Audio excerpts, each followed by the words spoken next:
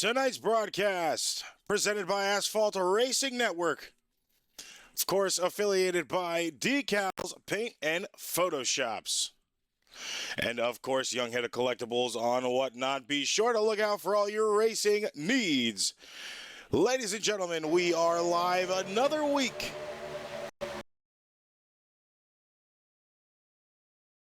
Our Racing League as they go to the Gen 4 cars at Daytona. Honestly, not many races some of these guys have most likely had in these cars. Could be a very challenging night.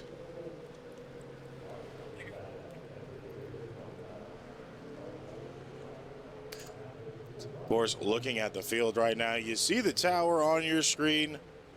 27 drivers ready to take on the Gen 4 cars tonight.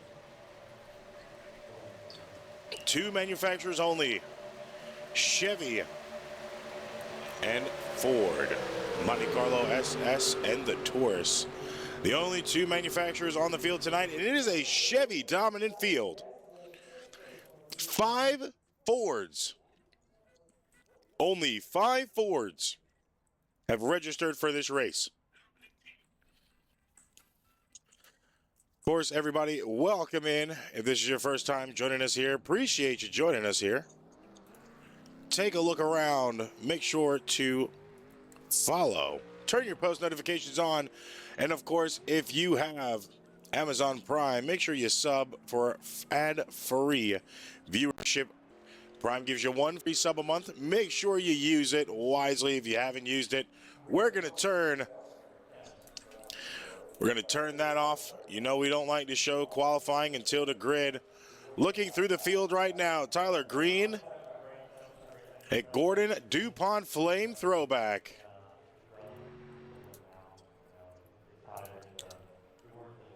Christian Rhodes as well on the field tonight in the Born on Date Dale Jr. throwback.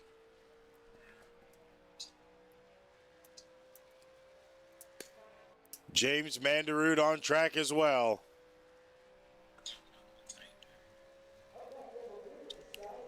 '28 of Dalton Gregson. Matt Benke on field here tonight.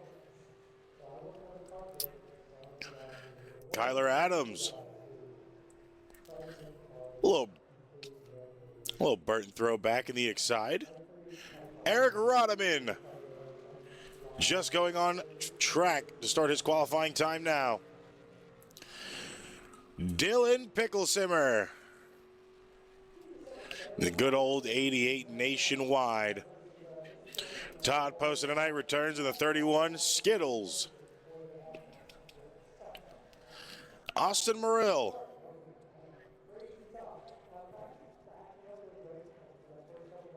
Daniel Holloway in the 21.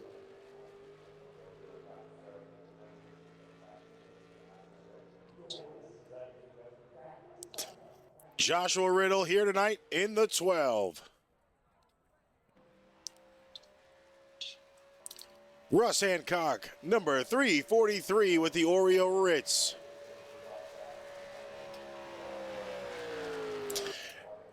Gary Breland.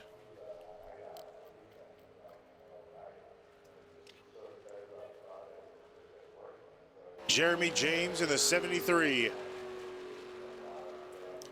Another Dale throwback. Trevor Yates in the 71.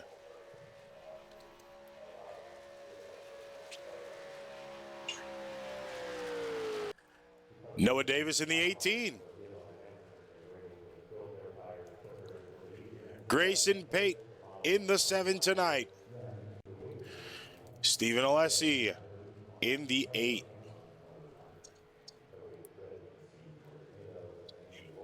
Number 726 of Brandon Matthews.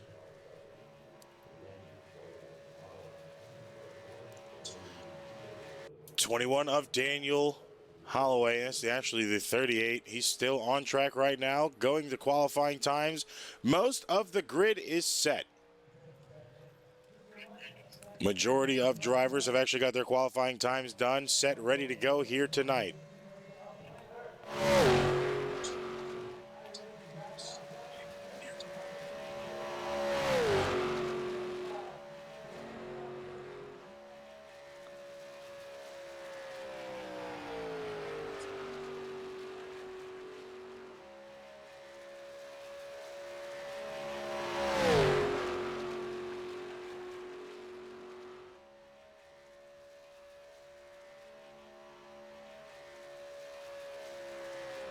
Not many drivers here left to actually have to qualify.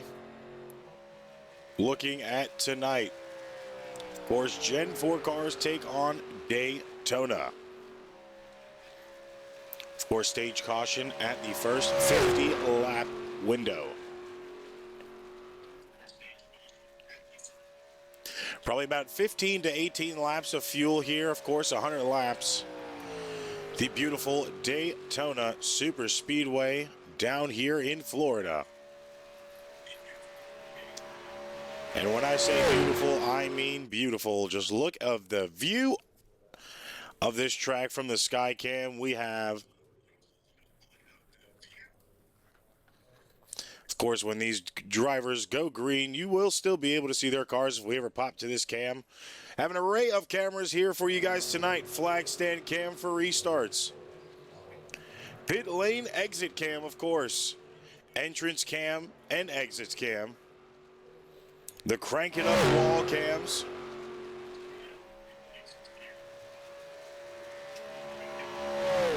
The beautiful fan cams from the mid row of the grandstands. See all of the infield right now, including the Daytona road course. Then you have the spotters cam from the Eagle Eye Nest on the top of the grandstands.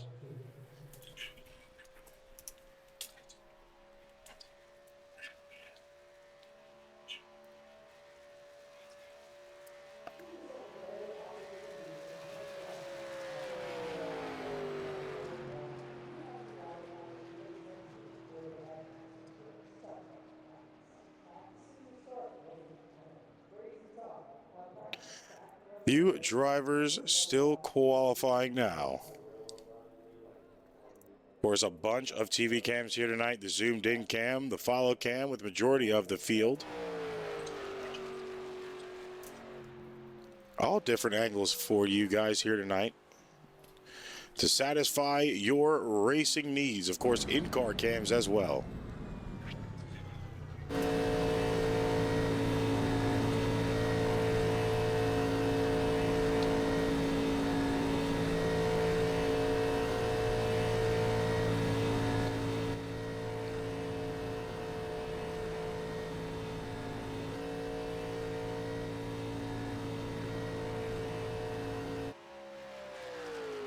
'97 Tyler Hurt on field right now, as well as Chris Perry trying to get the rest of his time done.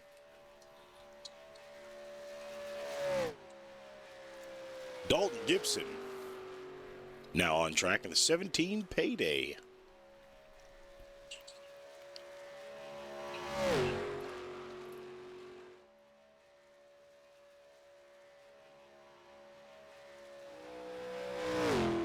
Sam Taylor, the Bill Elliott, number 9.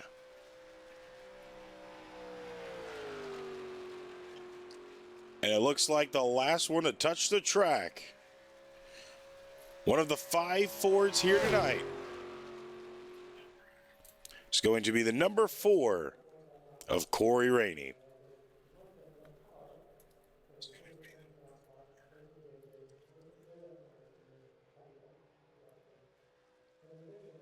Field practically set. Let's get some better music going. We need to get some energies up here.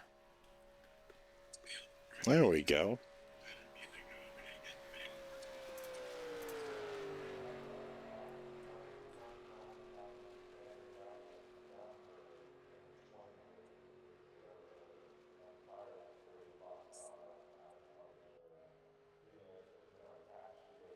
Three drivers left on track in qualifying.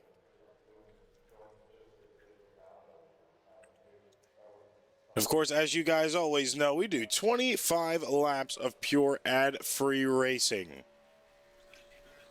You will not have to worry about ads here for the first 25 laps of this race. And of course, if you are subbed to the channel, you won't have to worry about ads at all. You'll get picture-in-picture, side-by-side action for the entirety of the race. Now, just 2 cars left on the field for qualifying right now.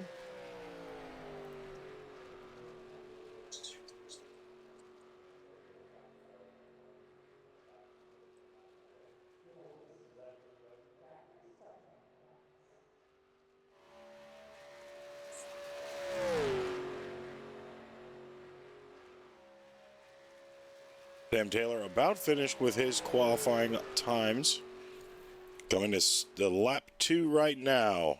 Corey Rainey about half a lap in to his, well, a lap and a half into his qualifying run, shall I say.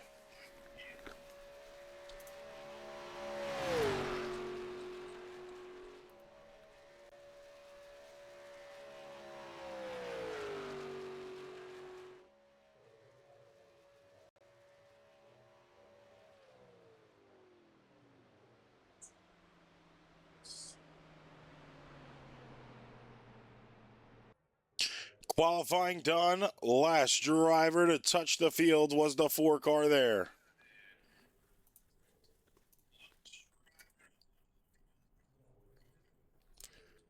Bells are ringing. The time has come. It is time to see what these drivers have to give. The Gen 4 car is going to be unforgiving here tonight for a few of these drivers. Will their nights plan out the way they expected it to be? Or will there be chaos in every turn? Looking at your grid position right now, Austin Morrill takes the pole here tonight. Chase Greer in second, Sam Taylor in third, Christian Rhodes and Daniel Holloway rounding out your top 5.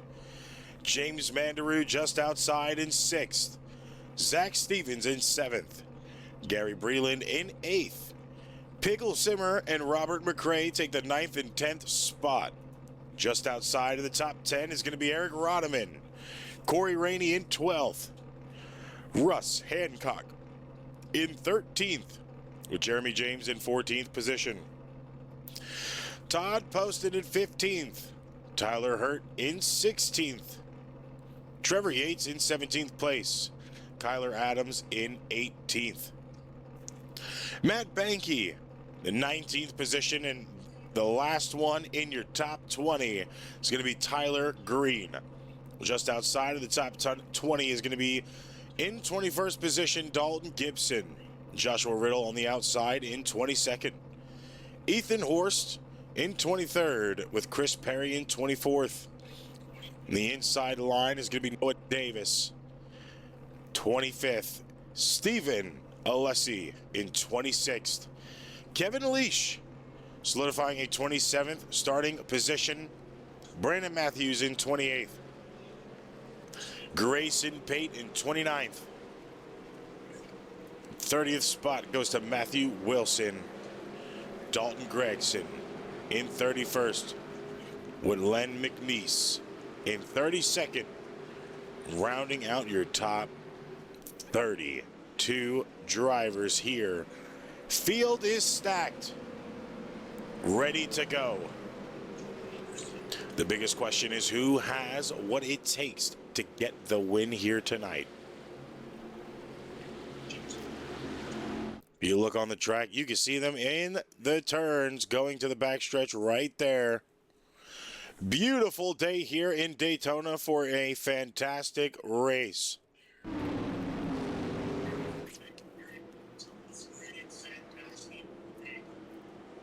Drivers ready to go and show you what they have in these Gen 4 cars. I almost said 6. The bells are tolling.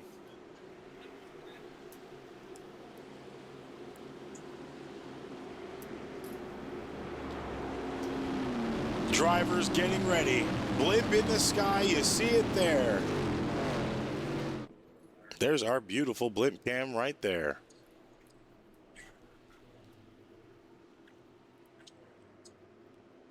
Double file restarts all the way through the field. First green flag of the day. Just moments away. Pace car off in the tri-oval. Going to the line, Austin Morrill, your leader. Green flag out.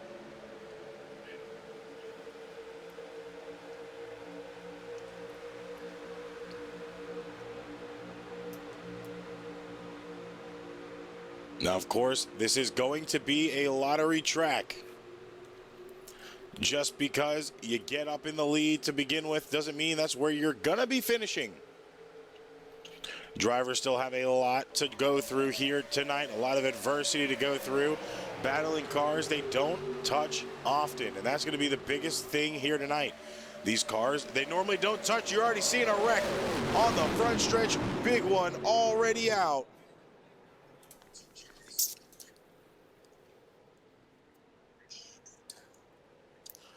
Multiple cars involved. Taylor, Riddle, Banky, Horst, Leash. Rodman off track as well. Started with the 9 car up front of Sam Taylor.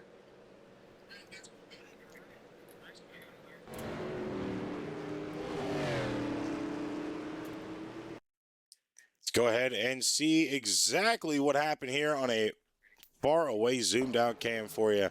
38 just got in the back of the 9. Huge stack up on the field. At least 10 cars involved in that one.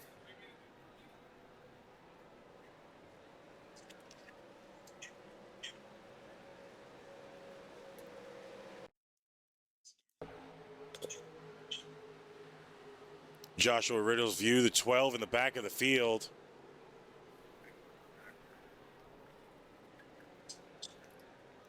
Banky got caught in that as well. 15 of Horst in the back of everything there. Managed to save it in time, but not all the way.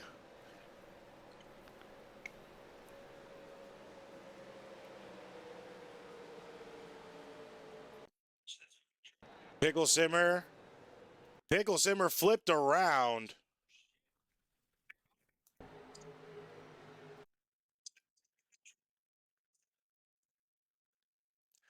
Pickle Simmer slammed in the wall, barrel rolled early on here.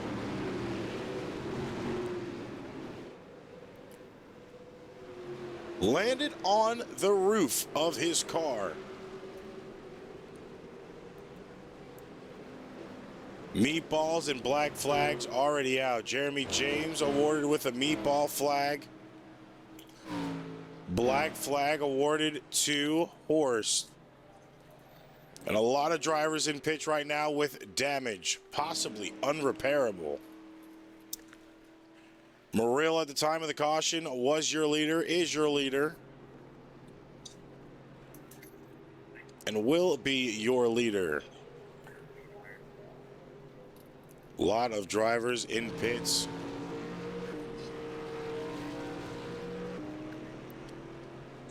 Chris Perry exiting pits now on your screen.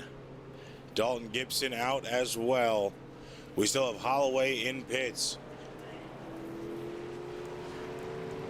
Matthew Wilson out. Gregson out. Jeremy James now out. Daniel Holloway in pits right now. Trevor Yates back out. Russ Hancock still in pits. Tyler Hurd in pits. Banky, Green, Riddle, Leash, Rainey, and Pickle Simmer all still in pits right now. Pickle Simmer been in pits for about 3 minutes already, which means he towed his car, of course. With that flip there, was practically unsavable. He was on the hood, of course, had to get that car flipped back over. Early on situation already, lap 1. If you're just joining us, you just missed one hell of a wreck. We're going to go ahead and show you it one more time. Started off with that 9 on your screen right there in the front of the pack.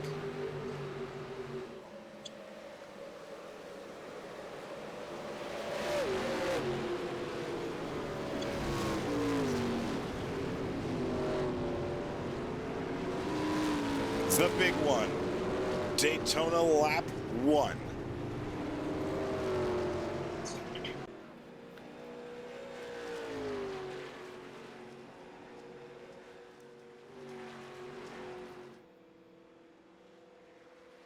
Nine regaining field now, so he should be good to go.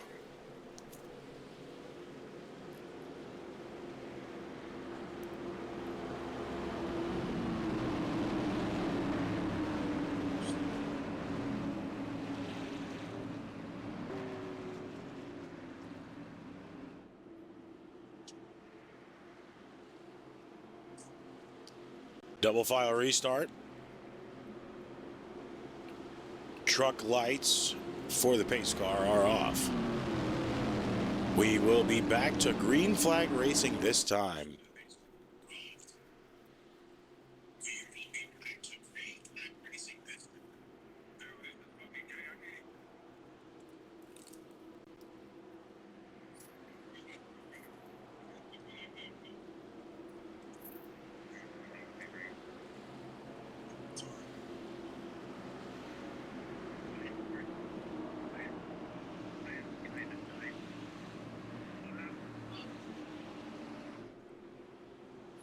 Of course, Morrill, McRae, Alessi, Matthews, and Greer all in top 5 position for this restart.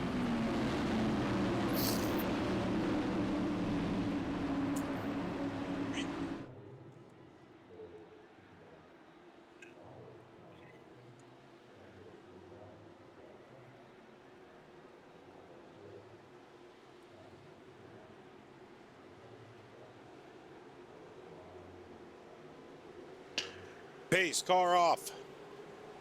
Morrill taking us back to green flag one more time. Starting lap 4, this time by the line.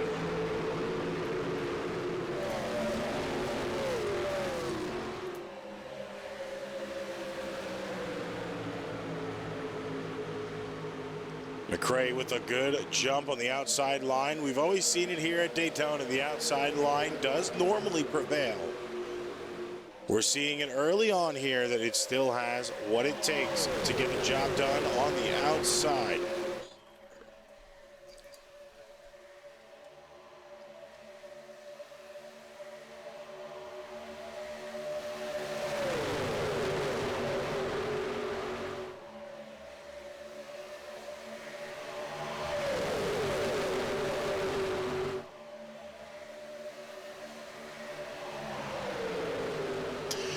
Of course, cars sound a little bit different here, different horsepower package with these Gen 4s.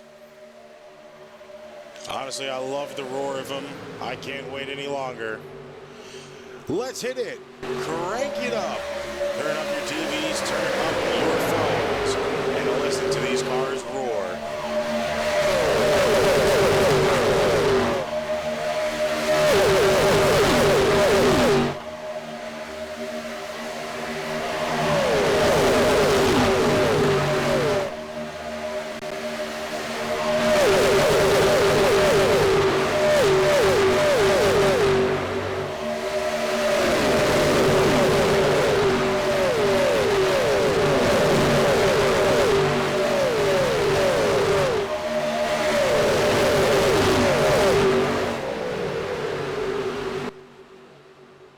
Just don't hear that engine package no more. Man, do those cars sound good. Christian Rhodes now in the lead. Breland in second, Poston in third. Big change up here early on.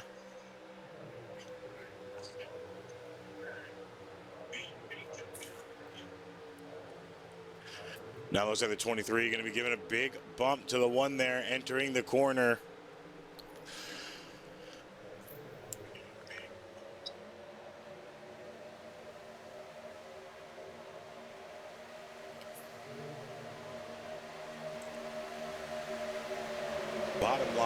gaining a lot of that momentum now. There's a lot of single file racing down there. Not seeing many people choose that high side early on, only lap 8. To each his own. Of course, you could do whatever you want here. Top side probably going to be a little bit more valuable than that bottom side will be the later the stages go.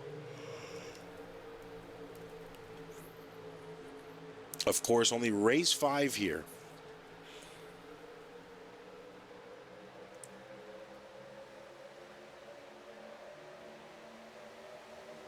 Of course, the road to 12 storylines do begin here tonight.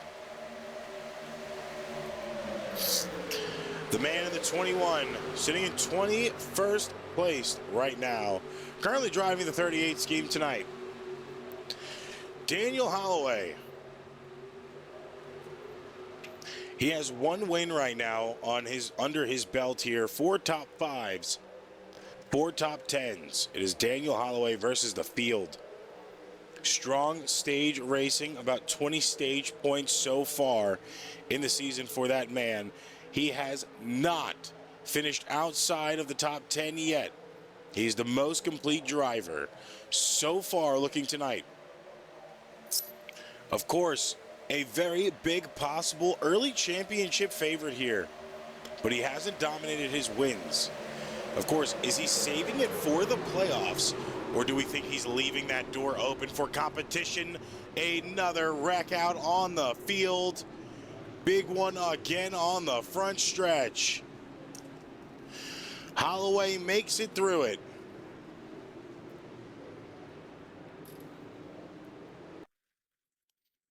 Lap 9, and the caution out again.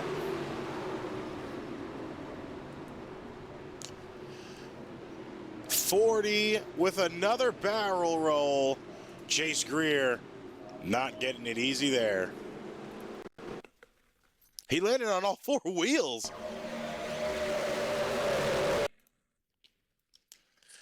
This is exactly when the 40 goes airborne.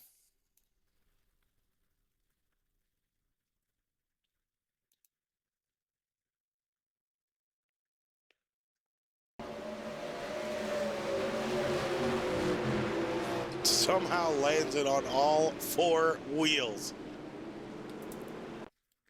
A lot of drivers involved in this one.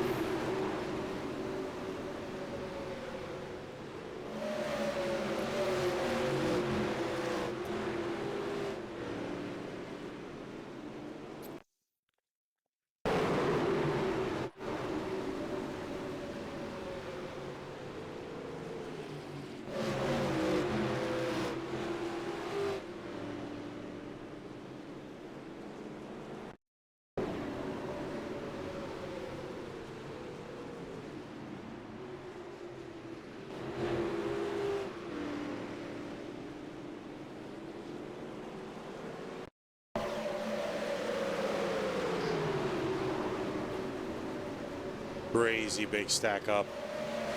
Insane ride for the 40.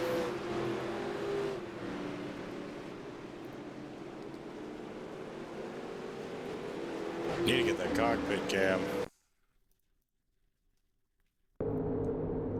Following in car with Greer as he flipped around.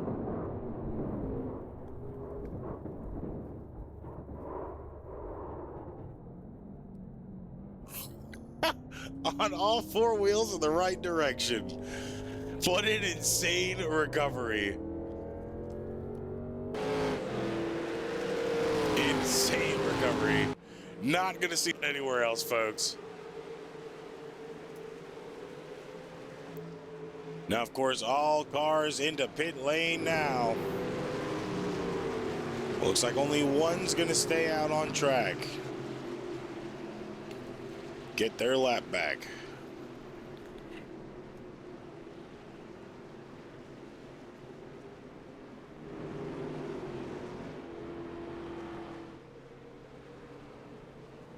Drivers already out. Breland, Poston, Rhodes, Horst, and Morrill in your top 5.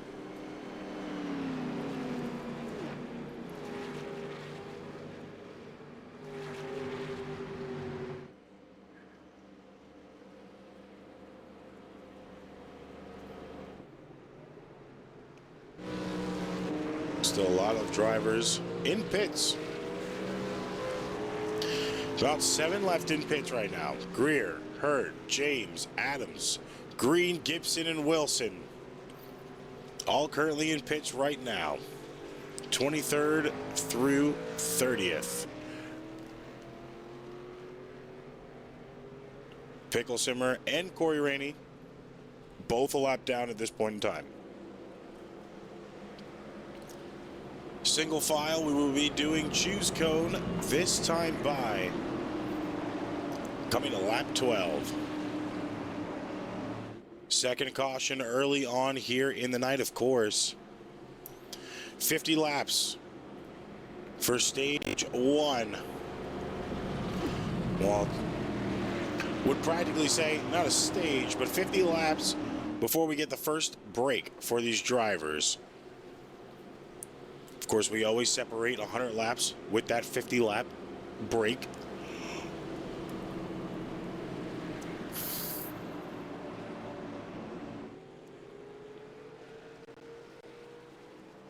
Now going to choose cone. Breland in the lead.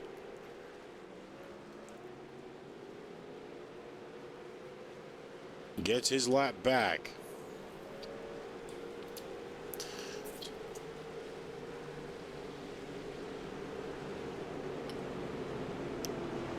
Breland and Post in line 1. Rhodes and Horst line 2. Rodman and Murill line 3.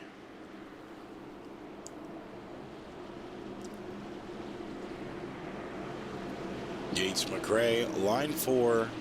Nalesi and Davis rounding out your top 10. Starting in line 5.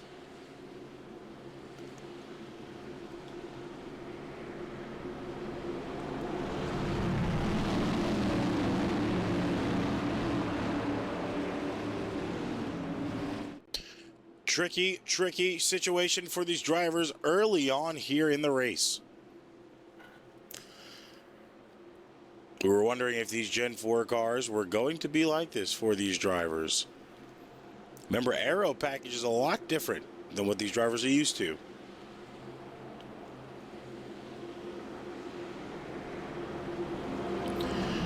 Different aero package, different handling, different everything.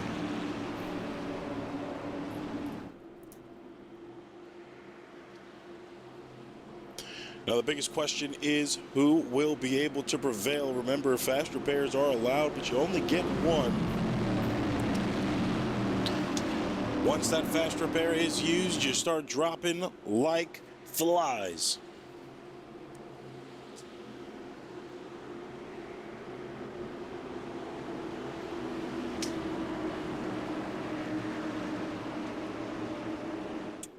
Of course, looking at the bigger picture here, it is about getting to that lap 50 mark. Green flag back out now. Currently lap 14 of 50.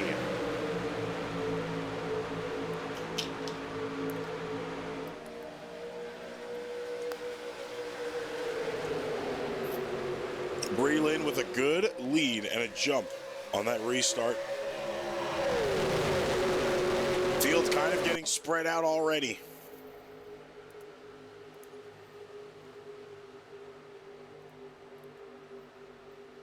Almost see the entire field on screen now.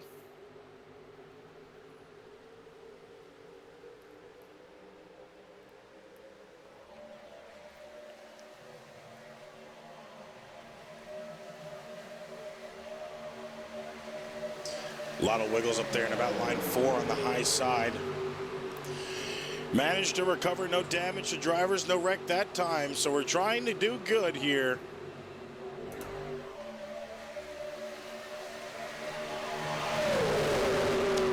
Breland and Horst side by side for the lead. Horst gets the advantage on the high side. High side getting a good run right now. Will Horst dive down low when he's fully clear? Right now, still at the quarter panel of the 15 is the 23. 15 clear now.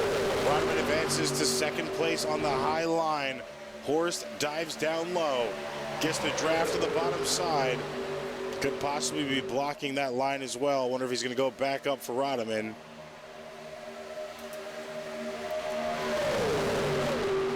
Doesn't seem to have it in him right now to do it. Staying on the low line. Drivers all anticipating these crazy moves. Big maneuvers.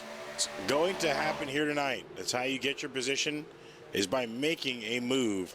Of course, making a move too early, as there are not really any benefits from it, can hurt and will hurt. We've already seen a lot of it before. Field really spread out from 20th and back.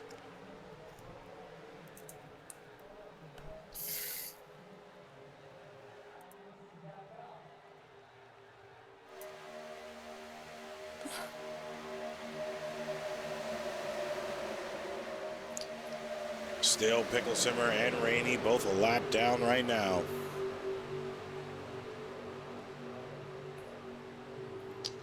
Practically 2 packs already solidified. You're looking at one on your screen right there. Wreck again. Not many cars involved in that one. Hancock, as you just saw, a little squirrely. Caution out again. Lap 16.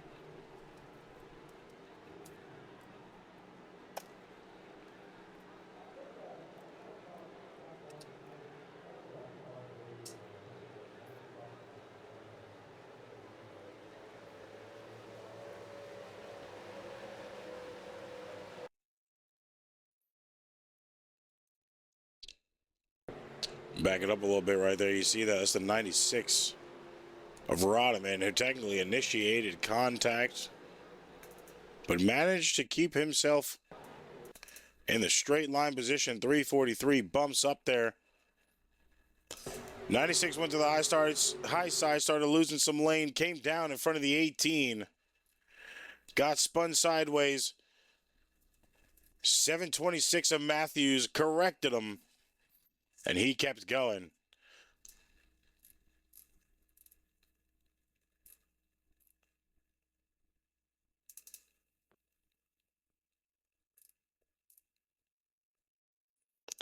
Hancock did get the worst of it, though, here, as he saw the wreck in front, tried to make the move, went airborne with his car for just a slight second, came back down on the track, and got sent up to the wall, nose first, losing that entire front bumper, so definitely radiator damage to the car. Toe link on the right front passenger as well, so gonna have to get some extensive damage taken off early in the race. Lap 17, not a good position where you want to be using that fast repair. Unfortunately, a situation you have to use. You don't want to sit in the pits for 8 minutes and go a lap down. The time of the caution, Horst in the lead, Breland in second, Poston in third, Morrill in fourth, and Yates rounding out your top 5 as they are single file now entering the tri-oval. Pits are open.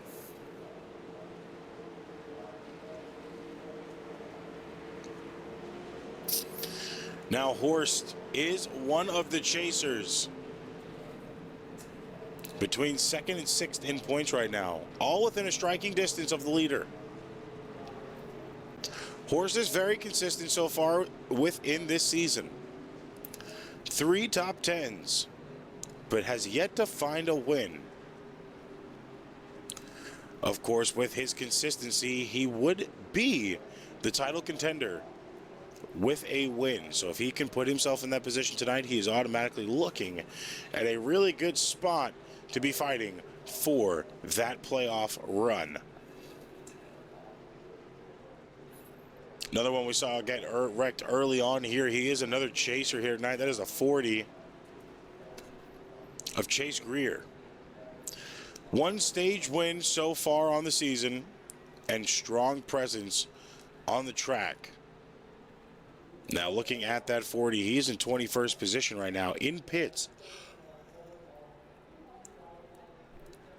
He can definitely run up front, though. Very high ceiling for him. Slightly inconsistent on his finishing, though. Another one in contention. Leaving pitch right now. It's the 17 of Dalton Gibson. Gibson has 1 win so far on the season. Has a very solid performance across the board. What some would call quietly elite. A sleeper contender right now. Sitting in a good position for a title run here. Then, of course, a little bit of a split decision here between the last chasers.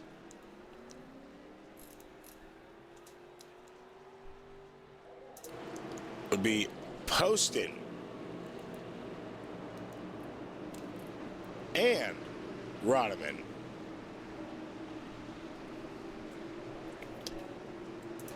Both of these drivers right now are matching a 134 points range.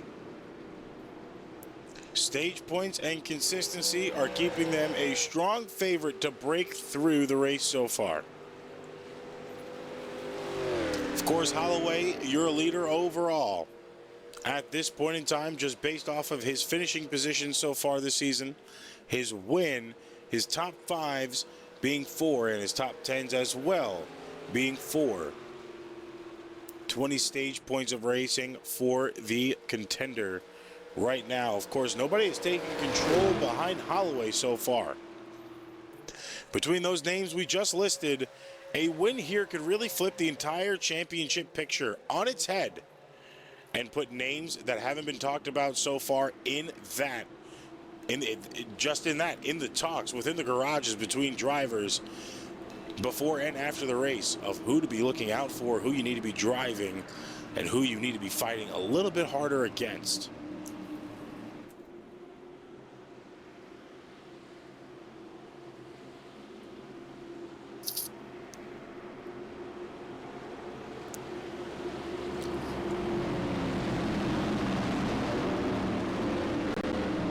Of course, someone who has already proved themselves to be able to get a win. These are our breakout winners, aka our momentum drivers. One of them in the top 5 right now, that being the 23 of Breland.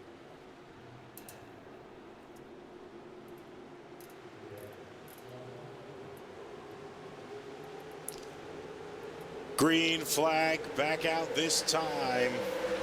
Morrill in the lead. Matthews in second right now. Good jump from Morrill.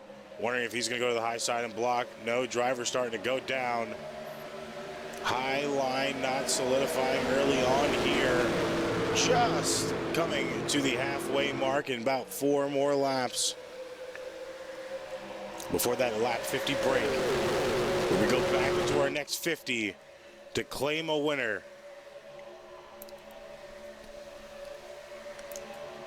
Lot of maneuvering here early on. Horst out to the lead in front. Poston in second. Perry in third. Matthews sitting in 4th place.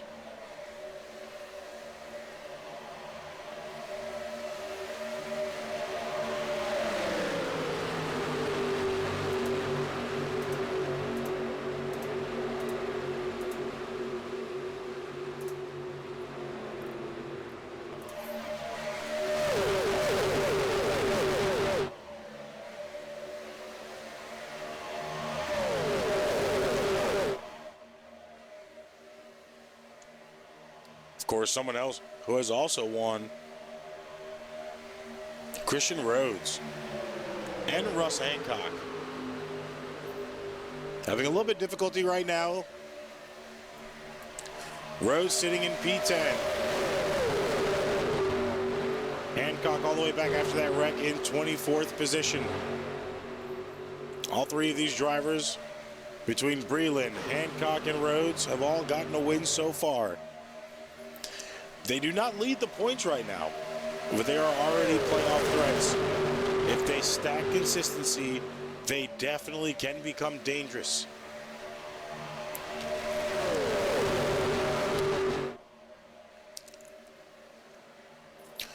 .34 of Perry in the wall. Another caution out now. Fourth caution of the night, lap 22. Drivers not getting a break here.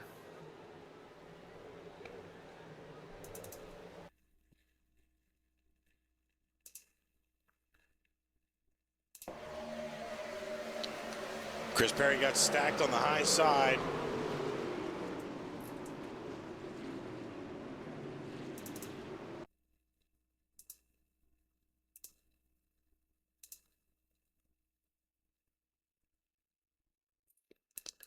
Slammed the wall head on. Breland went down.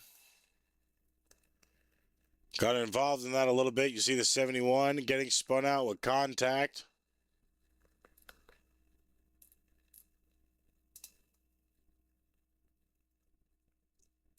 .47 around sideways on the track.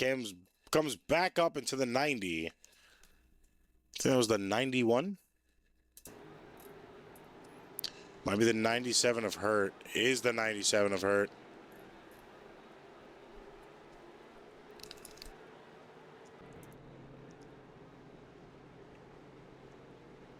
Already a difficult situation for these drivers.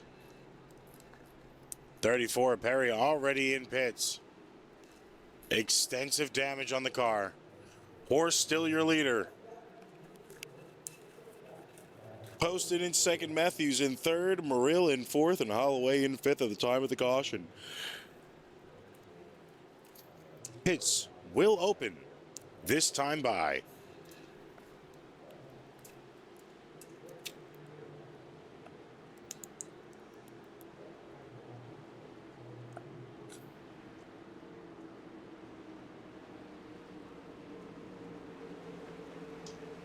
While they're going into caution, we're not going into a commercial break. We still got some laps to go. But let's hear a word from our sponsors. Decals, paint, and Photoshop. For all of your paint and Photoshop needs, Decals is the way to go.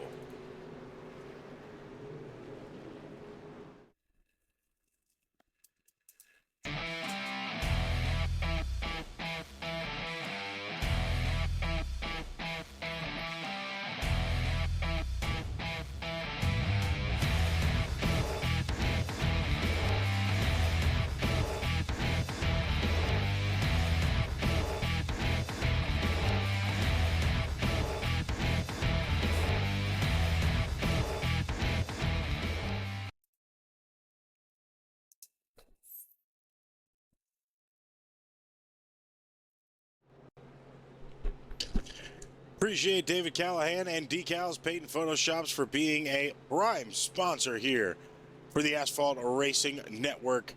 Telling you guys, doesn't matter. Old schemes, new schemes, I have seen him do it all.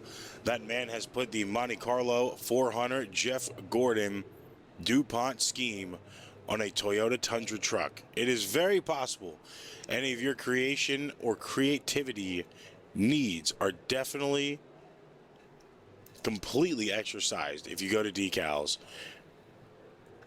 So if you are looking for paints, make sure to pop on in. That is the QR code on your screen you just saw. For a link to the Discord, I'll pop it back up for about 5 seconds, so get your cameras ready. If you need that Discord link, here it is. That's the wrong button. Like we don't do this on a daily basis. There you go. QR code for the Discord. It'll bring you right to a ticket system where you can make your own paint schemes, put your request in, pricing and everything is there. Be sure to get up with the man and tell him ARN sent you. Of course, with pits being open that time by, Joshua Riddle now in the lead. Matthew Wilson in second, Gregson in third. Horst moving all the way down to fourth place.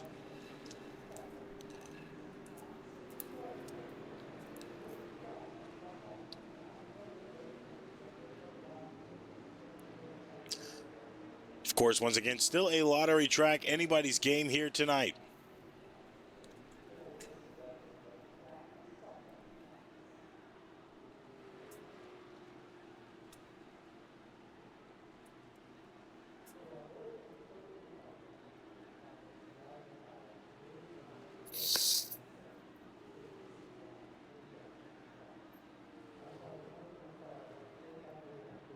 Still a lot of storylines on the track tonight between a lot of the drivers. That's why the racing is so competitive here tonight.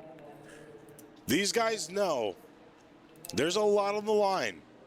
First season, bragging rights, of course. And of course, a championship at the end of the year. We are on race 5. There's only 5 more races to go for the regular season. After that, we have 6 races in the playoffs. Of course, the first round of 12 goes to the Truck Series at Daytona, Xfinity for Talladega. Gen 4 at Daytona once again for the round of 8. Talladega in the Gen 6. Then, of course, your final 4, Daytona for the next gen cars. And the points champ choice. It is a team champion choice for the track. And that is your final 4 race. I believe it's manufacturer and track they get to choose. I could be wrong. Either way, a tough season for the guys. A lot on the line. But of course, we will be here for the entirety of Season 1. As we started off, we're going to finish. Schedule on screen now. American Stock Car Racing League on Mondays, which is what you're watching now. Right time, ARCA Series on Wednesdays. Thursdays, the Truck Series. And then Fridays and Saturdays, the NARS Cup and Truck Series. Not in that order. Trucks first on Fridays, 8:45 for the green flag. And Saturdays is the Gen 6 cars for the final season before we move to the next gen. Saturdays, 8:45. Be sure to check us out. Be there or be square.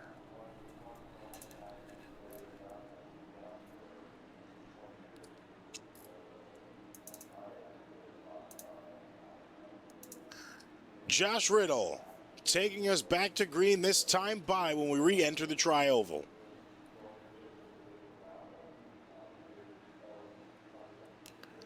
Will we go green for a green flag pit cycle? We are now halfway through the first half of the 50 laps.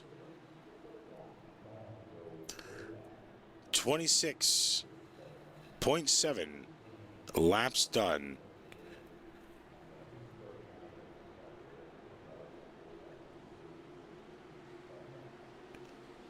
Pace truck making the famous left turn off the track like these drivers love it to do. Back in the restart zone, we go back green on Josh Riddle.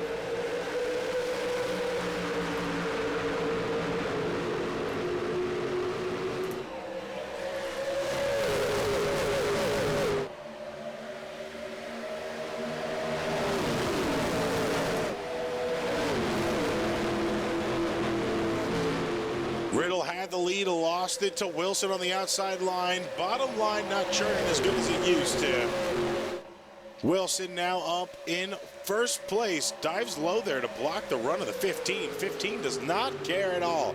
He's still going to get a good run on that bottom side, trying to take the lead back, and does comfortably. Tua Morrill just behind. The 01 kind of getting a little bit stagnant there, not able to move around too much. He's going to have to dial it back in. A little bit of contact in the wall, back in about 10th place. Slightly 3 wide. Doors closing right there. You see it on your screen. I believe that was the 31 of Poston that went mid. Dove back down to the low line. Wise choice. Could have been a bad accident there. Back 2x2 racing. The back of the field. Leaders all single file. Horst still in the lead at this point in time, lap 29 out of 50.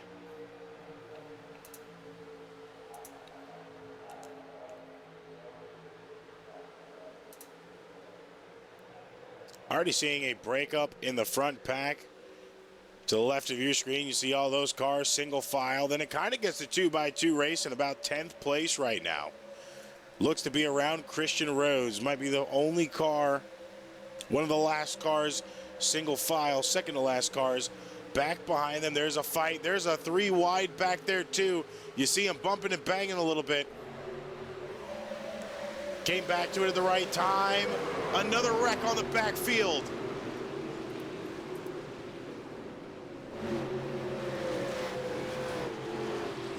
Banky around on the track. Brandon Matthews around. Hancock could be done here tonight.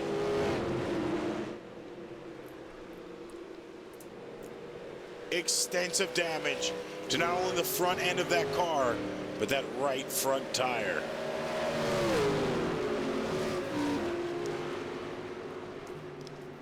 I do not think I've ever seen a car worse for wear like that right front tire is right now.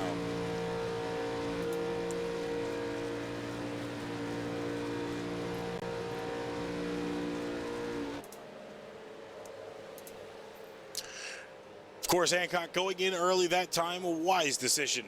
He's going to waste a lot of time in pits now with a lot of that damage.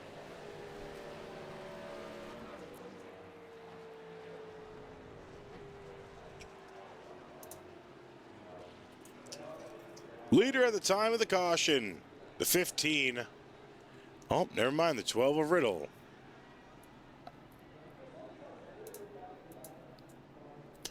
Riddle has led 3 laps. Let's go through the top 5 and see how many laps have been led by these drivers.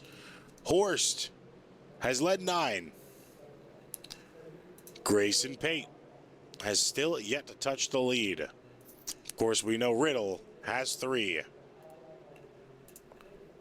Marill has 6. Picklesimmer back up into the top 5, yet to touch the lead. Picklesimmer, worse for wear earlier. Thank God he had that fast repair. Barrel rolled in wreck number 1 for the first caution. Landed on his hood. Went a lap down. Now finds himself back on lead a lap. Burning and turning with the boys in top 5. Corey Rainey also involved in a wreck earlier on. Went into pits, got stuck in pits, couldn't release. Went 2 laps down, got 1 back. Now back on lead lap himself. So all drivers on lead lap. Picklesimmer stays out.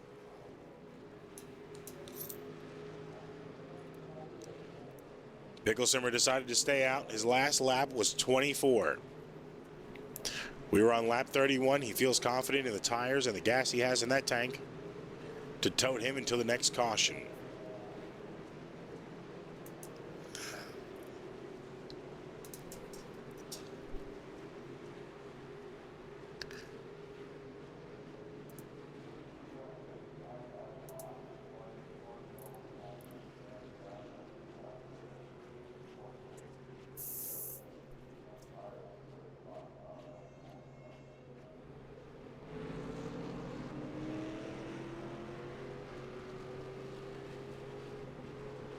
Few drivers still in pit road.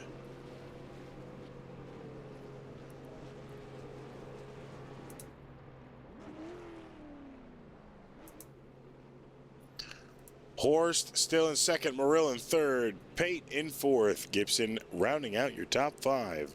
Christian Rhodes finds himself in 6th.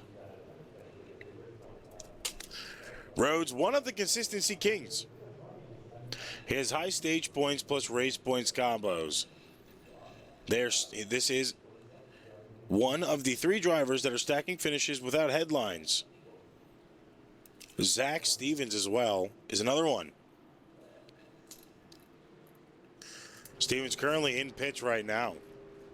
But he has 1 stage win, 25 stage points, the most among any active driver for the series at this point in time. And Tyler Hurt, who's currently sitting in 11th on the field right now. 3 top 10s, 1 top 5 with a bunch of clean races under his belt so far. All 3 of these guys have an opportunity to sneak into the playoffs and suddenly become a Final Four threat. It is literally just off of their consistency alone without a win. Of course, Christian does have that win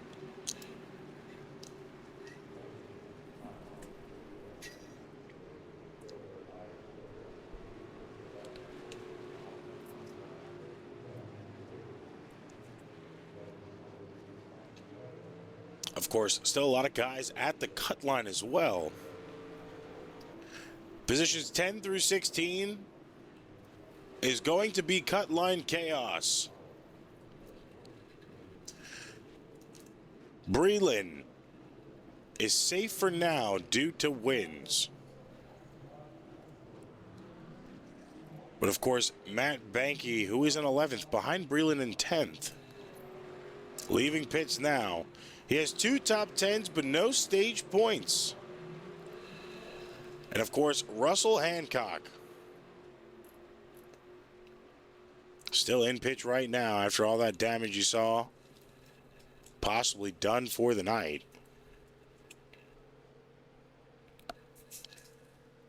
He is in 12th, currently last in with a win last week.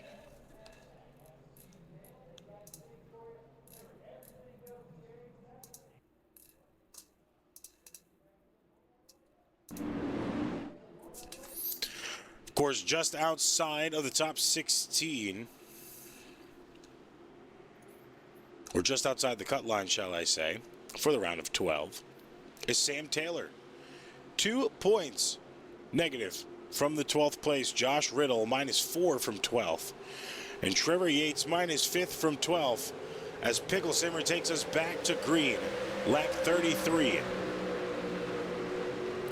Yeah, like I was saying, those 3 drivers not too far away from 12th place right now. Taylor only 2, Riddle only 4, and Yates only 5. So not many points really separating those 3 drivers. Of course, one bad race, you're out of the playoffs. One top 5 finish, you are in. And of course, this will change every single week, especially with those guys being that close. It's not something that's really solidified, signed, sealed, delivered at this point in time of the season. Halfway through the regular season, 5 more races to go, and then 6 weeks of playoffs.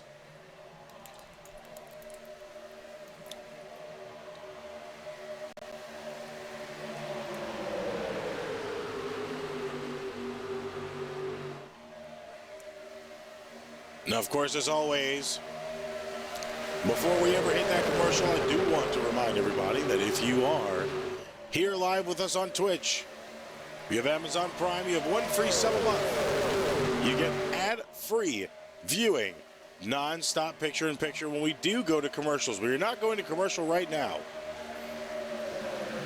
But a singular sub, if you have the means to do so, or the Amazon Prime 1 free sub a month, will do the trick for you. I believe if you're using your Prime, it has to be on a web browser, aka a PC, laptop. I'm not sure if you can use it through phone. You might be able to. Horse currently still in the lead. Pickle Simmer down to 3rd right now. Could be a gas strategy. You saw him not go in. Last time he went in was lap 24. Sitting behind, using about 60% of your throttle would save you about maybe 3 to 5 laps of gas. Rough estimate. 3 to 5 laps of gas. The farther back you are, the better it'll help. But you're watching him keep a distance. He's not bump drafting in the corners right now. He's keeping a slight distance to the 7 in front of him of Pate. Staying in that draft. Not really trying to go too crazy with his throttle activity, and it's a wise move for him, being the person that has not pitted yet since lap 24 within the top 5. All top 5 drivers have pitted. Of course, Horst and Pate both went in at lap 31. Pickle Simmer at 24. Rhodes, Murill, both at lap 31, including McRae. So everybody other than Pickle Simmer right now has been in pits at lap 31 to 32.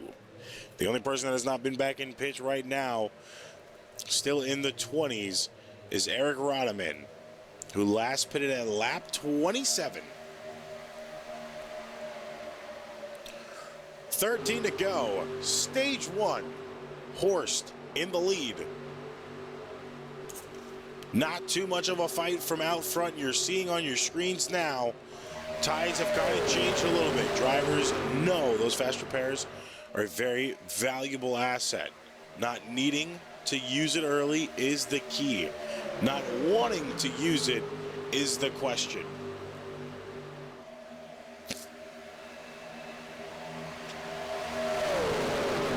Of course, we were just talking about Pickle Simmer in third. He's still in there, just holding on right now. He is a part of Trouble Watch. He's fast driver. He's one of the fast drivers with inconsistent results. As of right now, he has speed, but is definitely inconsistent across the board. We've seen him in wrecks numerous amounts of weeks now so far. Of course, not all due to him, his driving, maybe none due to his driving, but he has been in multiple wrecks so far that have definitely hurt his finishing speed. Of course, his straightaway speed. The damage on his car has been a lot at the end of these races, and it makes it difficult for him to get that consistency and go high. Sam Taylor in the wall. Wheel out on the track. Caution is out now.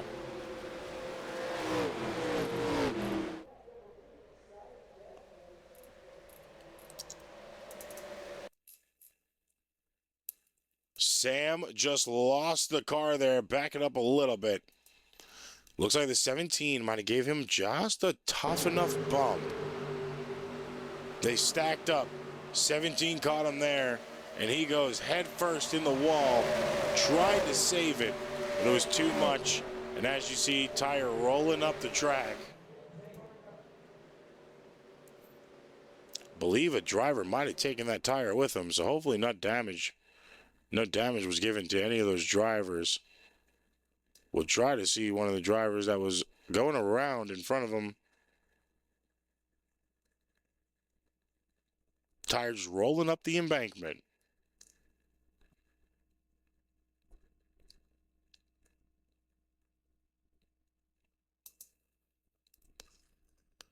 Looks like the 12 of Riddle might have caught that tire. And did. See if it actually affected him. This is coming up to the caution. You see the smoke on the infield. And here comes Taylor's tire.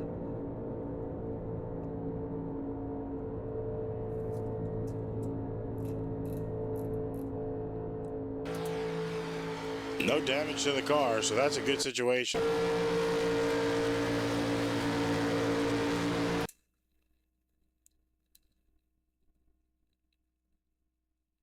There it is, and there it isn't.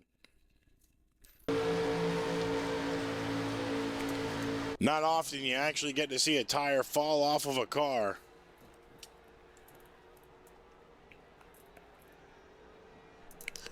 Not the view he wants to see in pits himself either.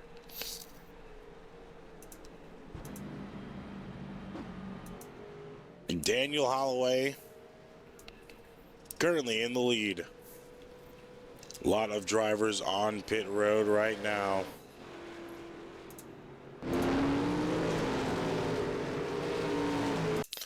Looks like some crazy fights for positions leaving there.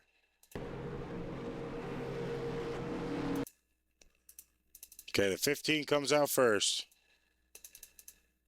Then the 7. 2 looks like he just beats out. Pickle Simmer, 69, 31. 77, then the 97. 25 just gets the edge out over the 40. 12 all by himself. 71 all by himself.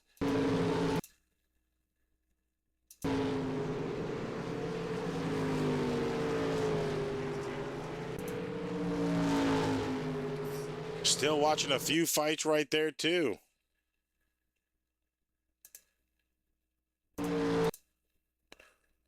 .24 just gets the edge out, leaving pits.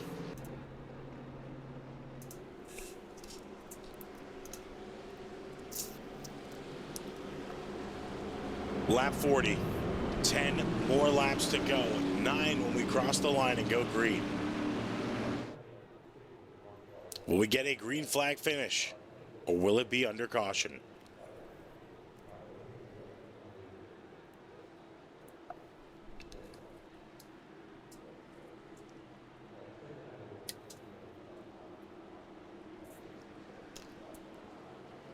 You know, Yates, another driver right now, he is in 15th place. Yates is another driver right now, big swings, top 10s, mid-pack finishes, but unfortunately results inconsistent across the board for the last 5 races. As well as Alan Hess. Hess not here tonight.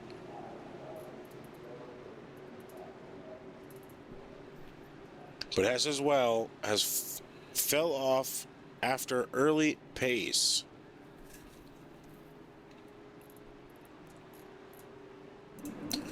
Of course, all 3 of these drivers have the speed. The mistakes and just being in the wrong place at the wrong time are killing their possibilities of playoff hopes.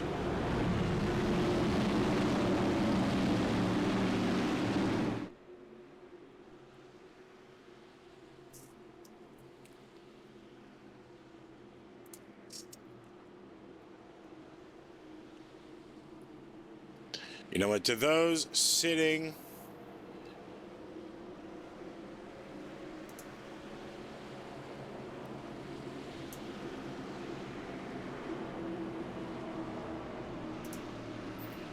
I hope this isn't, yeah, there we go.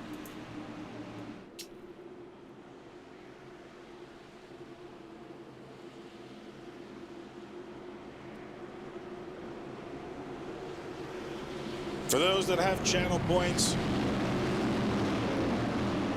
we're going to throw a poll up for the next 30 seconds. You can only submit on an outcome. We'll throw it for a minute. We'll throw it for a minute. Will there be another caution before lap 50?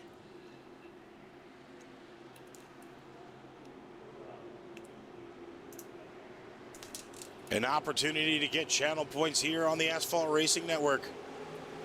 Green flag back out. Of course, if you make the correct prediction, you get the points. Put it in now, quick. Will there be another caution before lap 50? 8 to go. You only have 1 minute.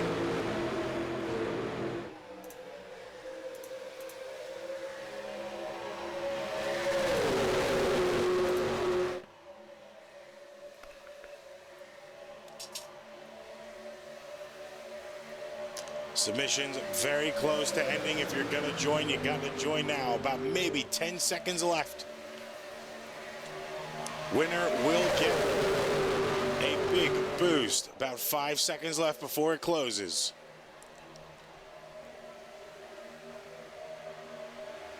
Entries are now closed.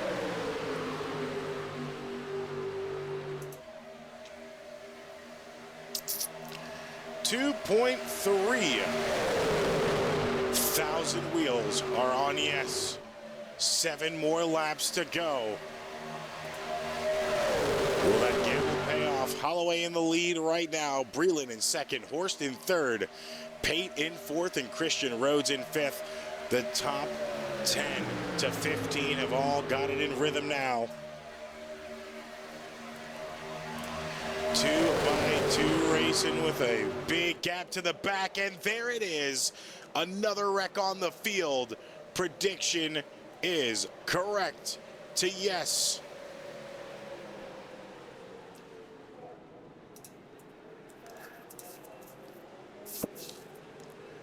That is 2,300 channel points just awarded. Smart guys. Good job, Brosided and Soup.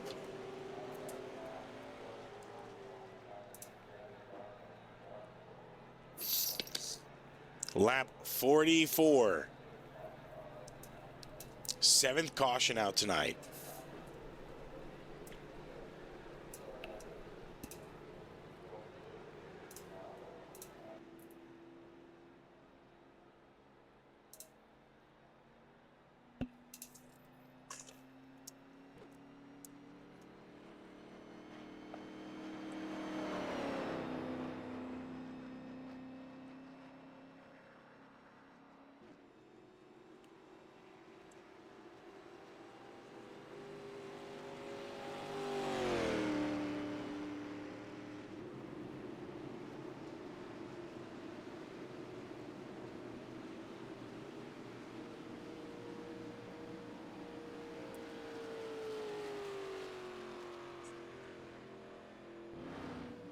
Now, of course, going back to the caution, Tyler Hurt involved in this caution as well. 88 can't catch a break. 31 gets airborne because of the tap from Pickle Simmer. Pickle Simmer on the windshield of another car. 12 gets slammed into the wall. Aero package different here. These cars get picked up very easy, and the rest of the pack starts filing it in, having to dodge. Very close calls here.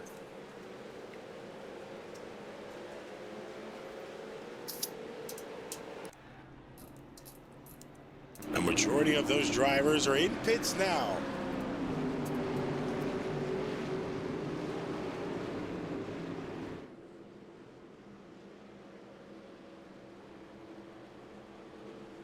Once again, good job to those on that prediction. Crazy amount of channel points you guys just got off of that.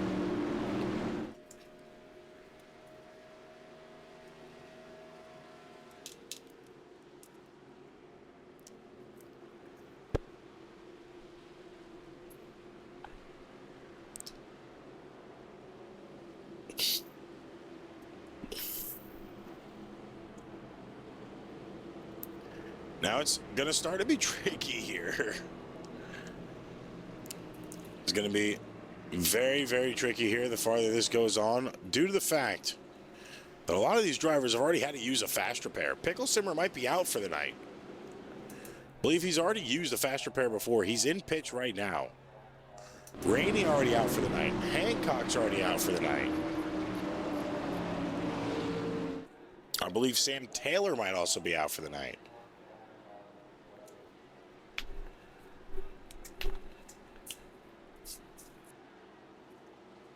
By the way, so appreciate the sub. I didn't call that out earlier, man. Appreciate it.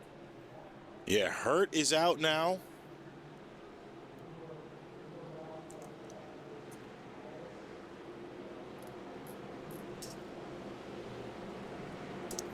So far, 3 drivers down and out for the night.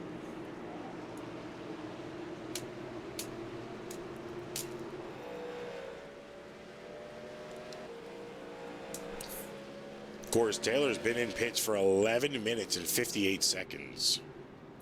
But of course, with the damage on his car, he doesn't have a fast repair. They're wrecking under caution in the back.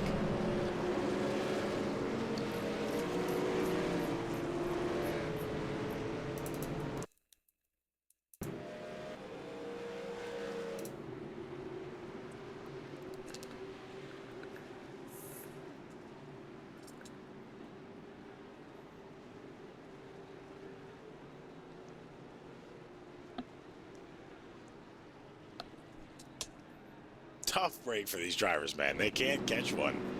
They cannot catch one here. Gen 4 at Daytona. You just gotta love it.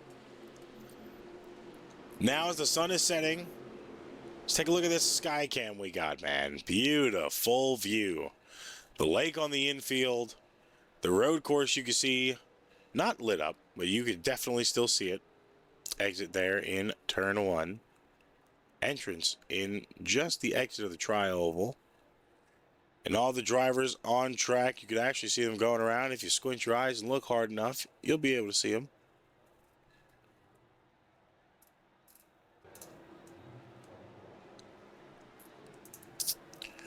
Of course, right now, pace lights are still on. Still under caution. Caution most likely extended a lap due to the fact of the wreck under caution. They cross the line this time. It'll be lap 47.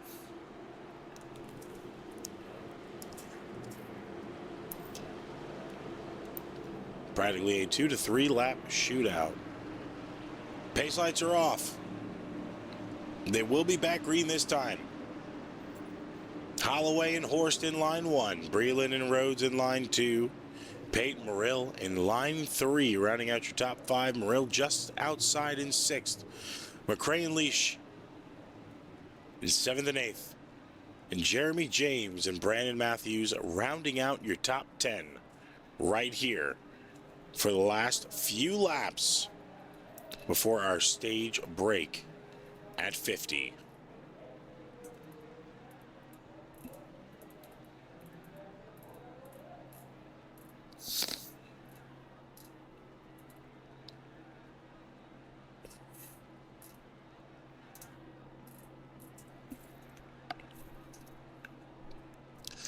Course drivers ready to get back up and rolling.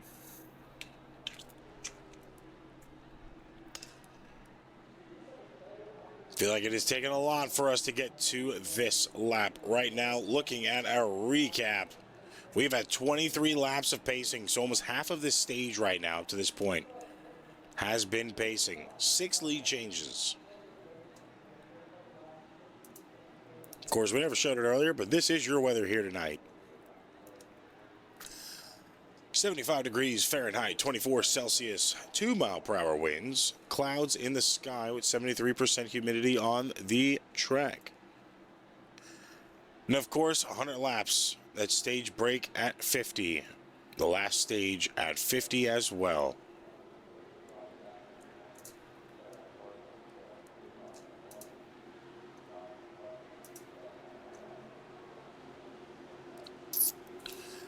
Pace, truck off, hopefully the last time until the lap 50 caution break. Green flag back out now for Holloway. It is go time in the front of the field.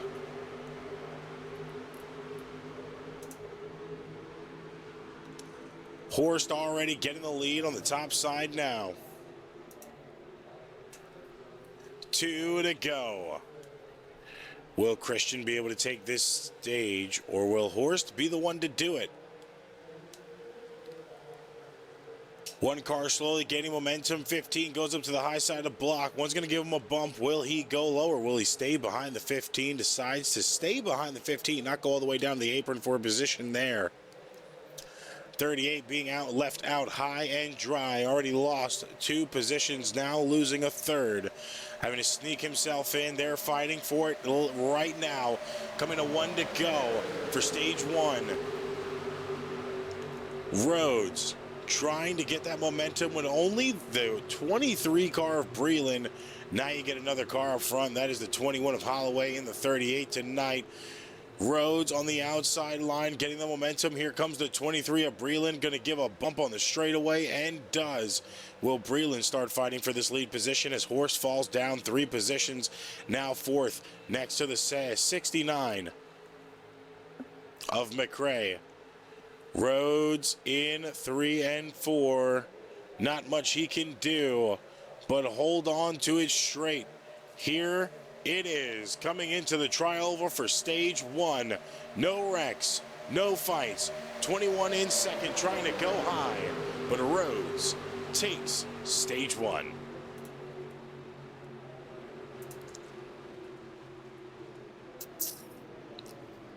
Incredible fight there at the end. Green, white, green checkered for stage 1.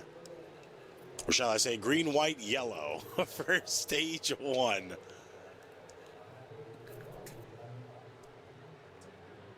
That is the 8th caution here for the night, but this is not a wreck caution. This is a stage caution.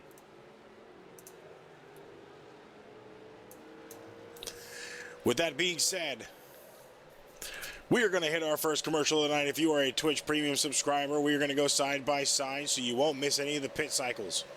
If you aren't, now is your time to do it. It'll negate the ad as soon as you subscribe to the channel. Hang around, sit tight. We'll be back in just a few minutes with more racing action for the American Stock Car Racing League.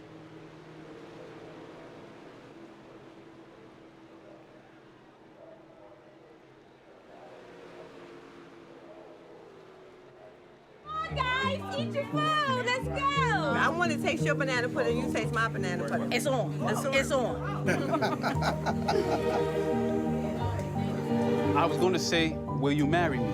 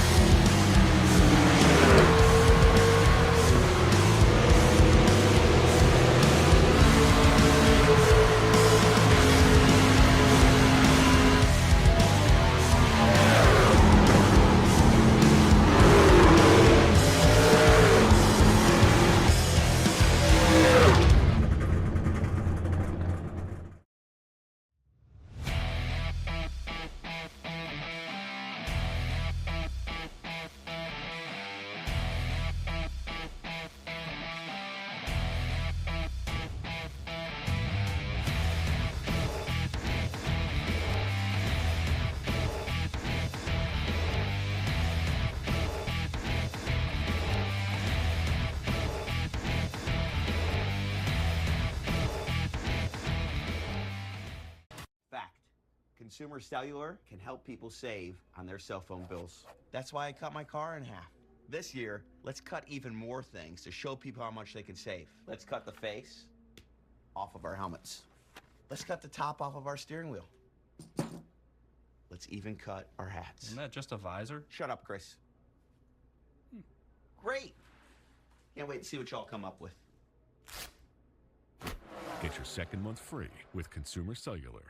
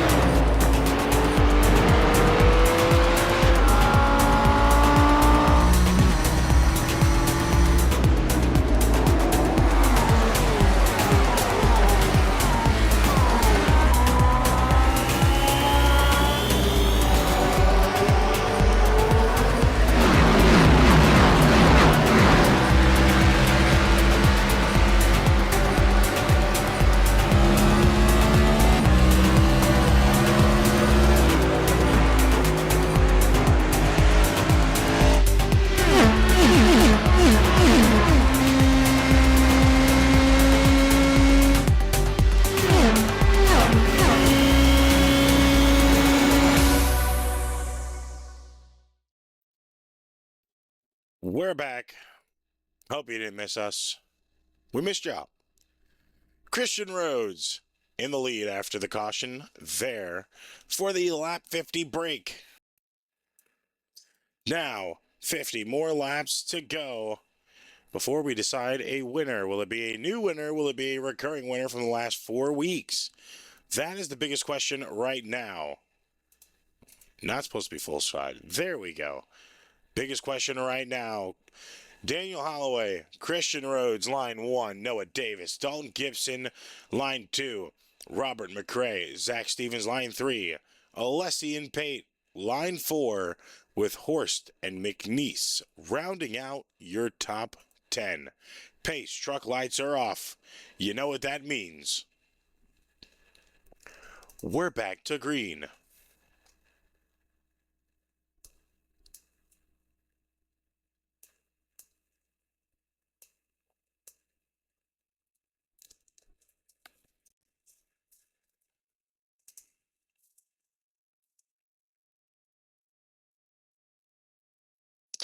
An incredible night so far. 7 cautions. Drivers hoping for no more. Drivers are definitely hoping for no more. We will figure out if that will be the tail of the tape here tonight. Or will they have to just watch themselves? Of course, a lot of fast repairs already gone on the night. Can't reuse them. You only get one. Not much you can do. Back green flag. Christian Rhodes. Stage 2. Dalton Gibson in second now on the high side. Holloway low. Gibson going to be able to take a good position there. As they slowly fight it out, side by side again. Gibson gets the advantage. Good bump from the 47 of Zach Stevens behind. Now here comes the 7 of Grayson Pate. Outside line really getting good momentum here.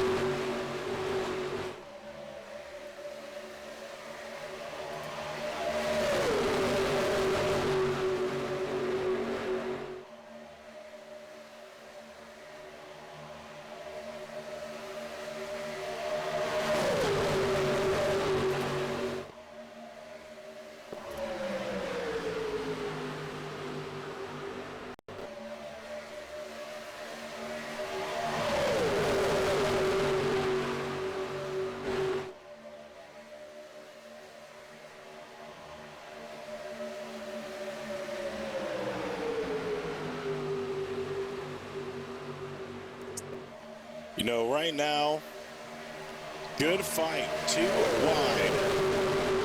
It's the entire field. Grayson Pate sitting in third, and he is one of them that we are calling needs to step on the gas. Grayson Pate is outside the top 16 right now, as well as Jeremy James.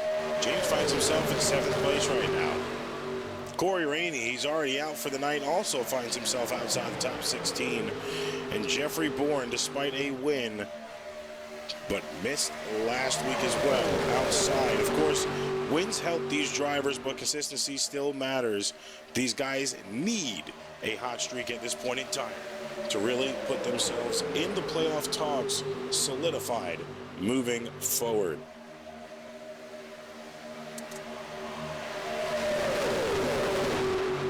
Of course, you guys, if you have been here for the last few weeks, you've seen almost all of our leaders, all of our winners, and all of our wrecks. Looking at our race-by-race storylines, we've had multiple different winners early. We've already seen a win from Holloway, Breland, Rhodes, and Hancock. Looking to possibly put themselves back in victory lane tonight. Holloway, the highest driver out of all of them right now, sitting in second, but Christian Rhodes just behind in third.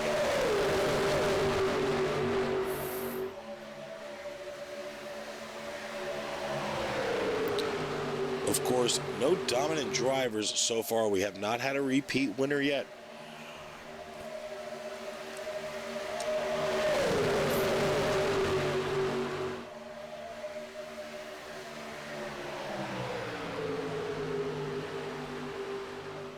Of course, a lot of people have had some wild swings and finishes. Gibson is one of them. He's currently sitting in second right now. His first race, he finished 7th. Second race was 10th. 19th in his third. And then his fourth race was third place finish. Ethan Horst, of course, is strong, but not closing wins. Another one in that position, Jeffrey Bourne. He has won a race. Then it has been mid-pack finishes. Of course, it is wins over consistency right now. Well, wins over raw speed right now for the driver. Consistency over raw speed for the drivers, as they have really not been able to push themselves to their limits, the best that they can get, just like Gillette. Zach Stevens currently in your lead right now. Holloway is in second. Horst now back up into third. Banky in fourth. Rhodes back to fifth.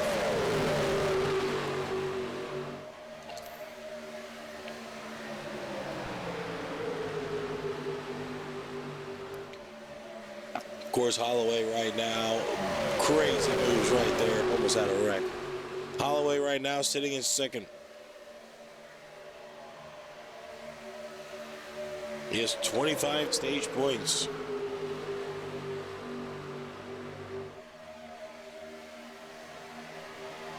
Oh, excuse me. Holloway has 20. Stevens has 25.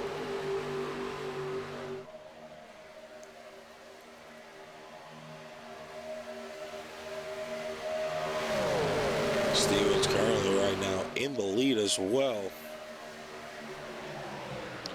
trying to add on to more of those points. And Rodman, who is a lap down right now, he has 17.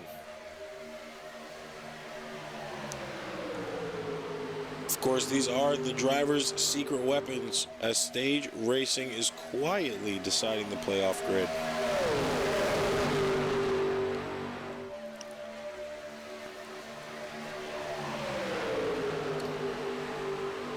The biggest question is what we're going to have to look forward to for the next few weeks of racing here in the regular season. Especially between those drivers with all of their playoff points awarded so far. Rodman kind of out of stage points at this point in time where he is on the track.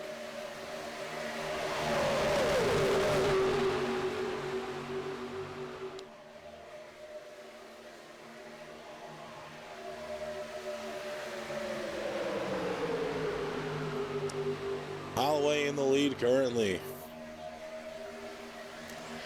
Back and forth all night. No one really able to get the lead, run away with it, hold on to it, whatever you want to call it. No one has been able to do it so far. Can the tides slowly be turning?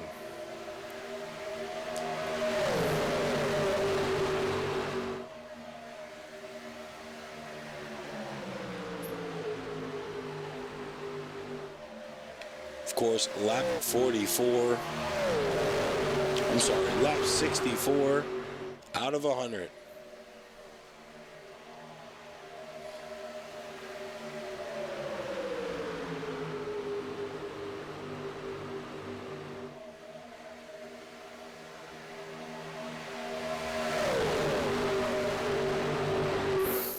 Drivers came into this with a lot of high anticipation, of course.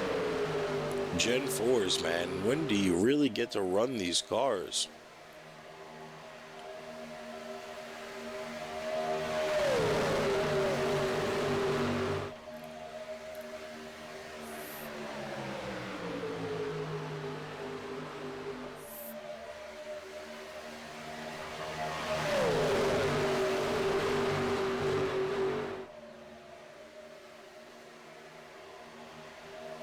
Holloway now back up in the lead. Horse with a good bump there.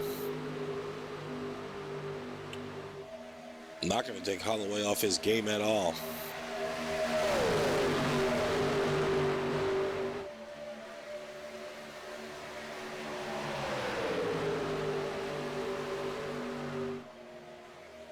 Not much of a fight for the top five we're really seeing right now.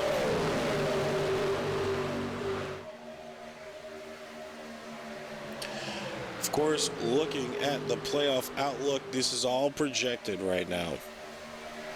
Off of projected locks, if the trends continue, would be Daniel Holloway, your current leader, Horst, who is in second, Chase Greer, and Dalton Gibson.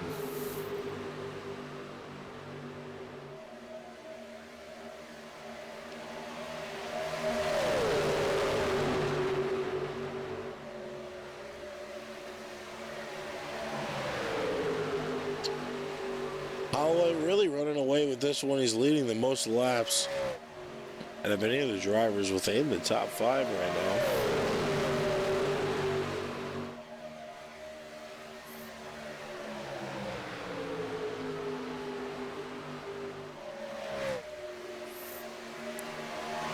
Good racing so far from this front pack we're seeing here now.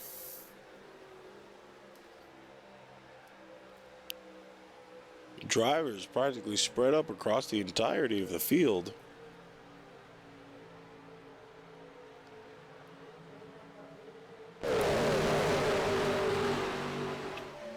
Something this good could also signify we're going to be getting green flag pit stops unless something changes.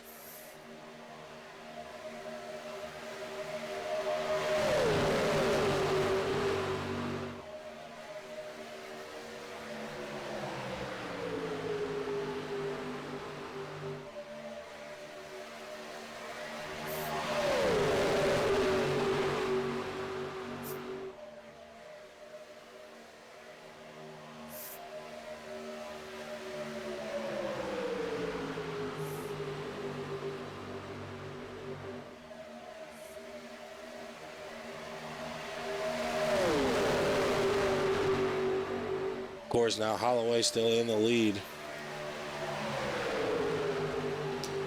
Not much going on up here. Looking at Chase Greer. There is something going on up here now. Wreck out. Will the caution come? Technically, it was off the racing surface.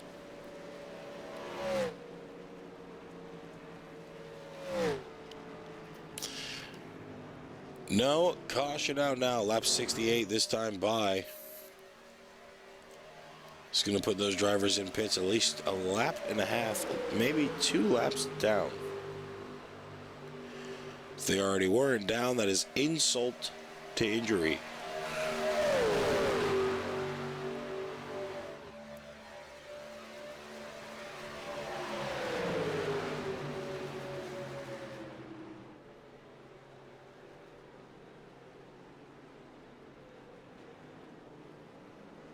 Here go, green flag pit cycles.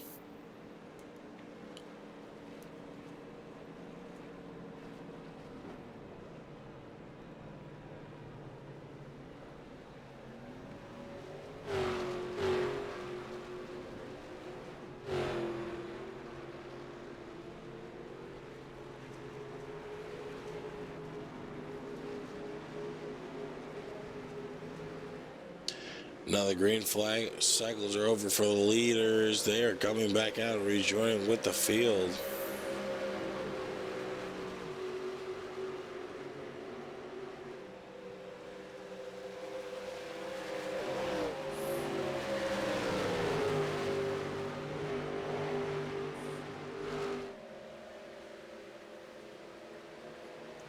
Grayson Pate in the lead right now, coming out of pits. Horst in second. Holloway in third. They are restacked again. Lap 70. 30 more laps to go. Biggest question is, who's got the juice to get it done? Looking back on our projected playoff outlook, very likely drivers, if their trends continue, are posted. Rodman, Stevens, and Hurt.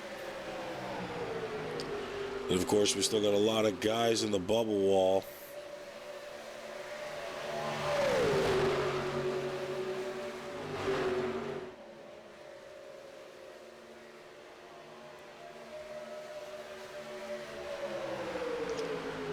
Breland in the bubble war right now. Banky as well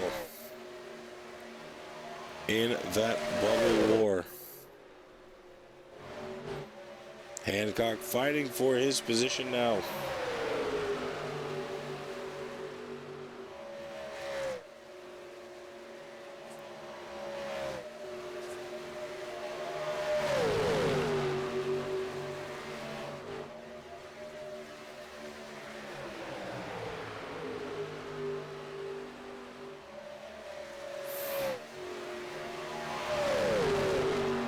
Not much going on with these top 5 right now, top 3 drivers.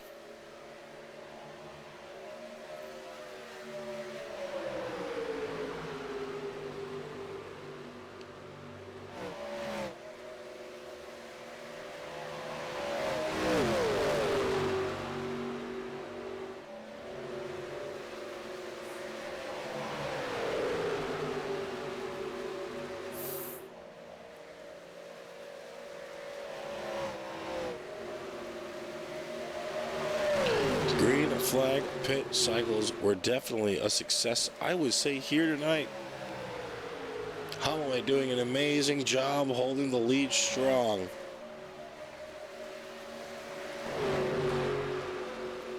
$18 laps in the lead right now. Looking to add on a few more.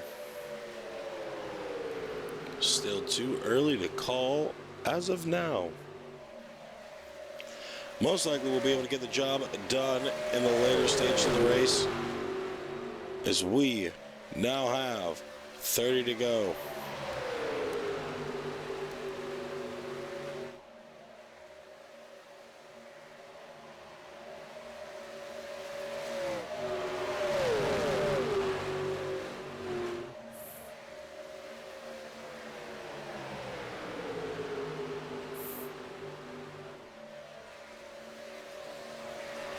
Who's going to be able to strip Holloway of this lead right now? Banky now up to second.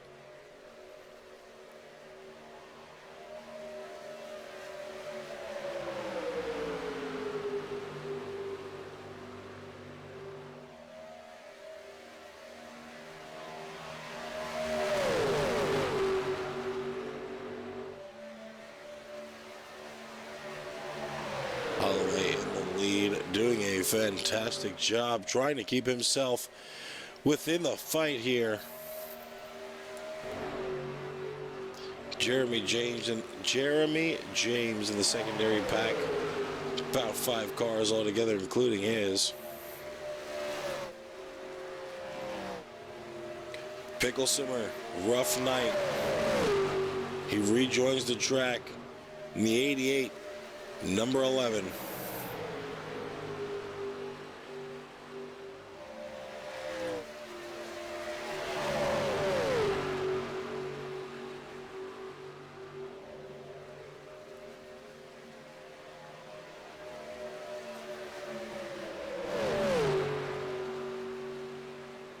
Gibson kind of by himself as well. 2 cars around, but not enough to keep up with the pace of these leaders right now. Leaders hitting almost 200 miles an hour. About 198 was their maxes.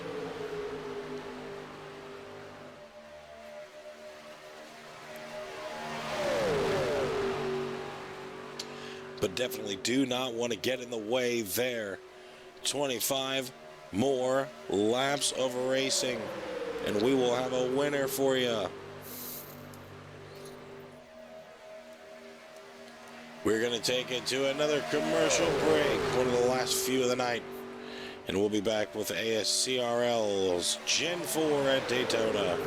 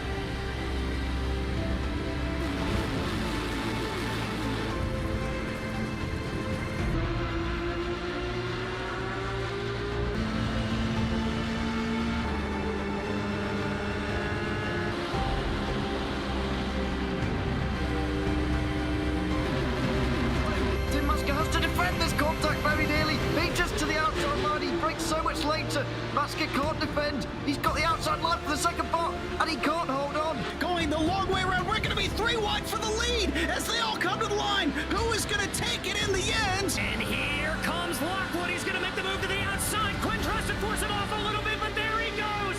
It's going to be side by side through turn 1. Will he be able to cover him off? He does.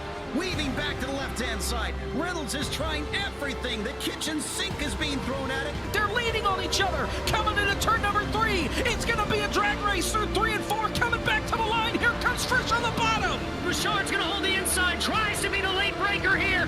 They're going to be side by side through the final chicane. They bang doors, but keep it clean. As that's still 4 wide on the run down into the back straightaway. Demerit's looking for a line as well. What is going on in Michigan?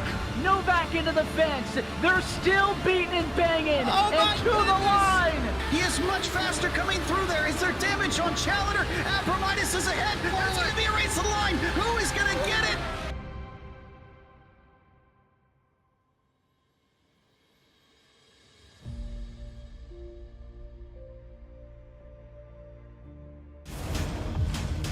You got a great car, great team. Let's go execute.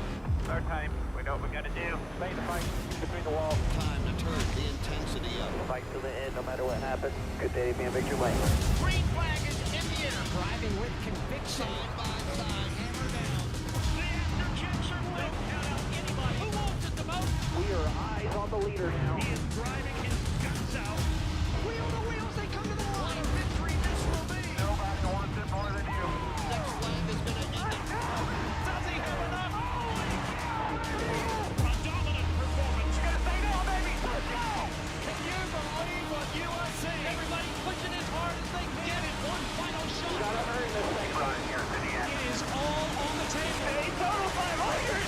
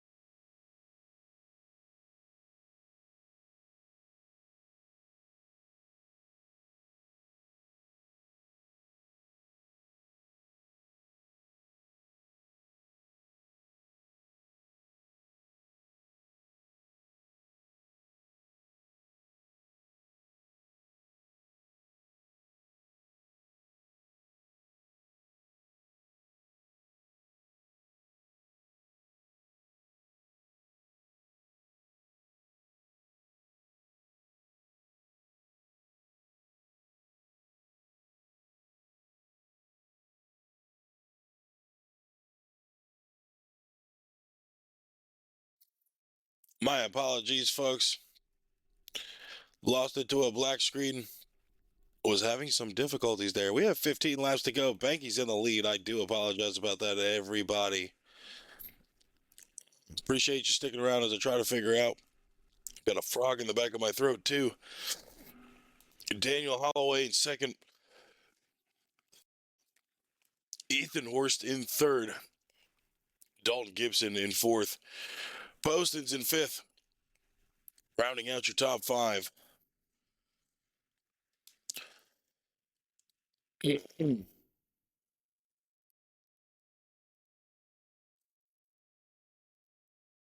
Live broadcasting, and it happens. Would not let me switch back over.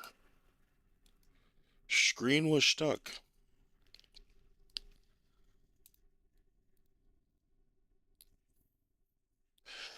Banky possibly looking to take his first win of the season here tonight.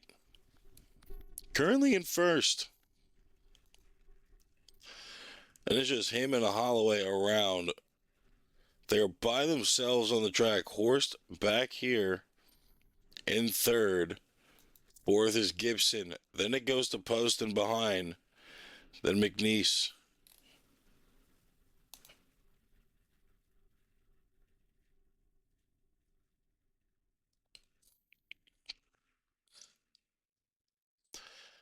Banky did pit at lap 85. He should, in theory, should make it to the finish, but that's not going to matter anyway. Wreck on the field. Dalton Gibson around by himself now on the front stretch.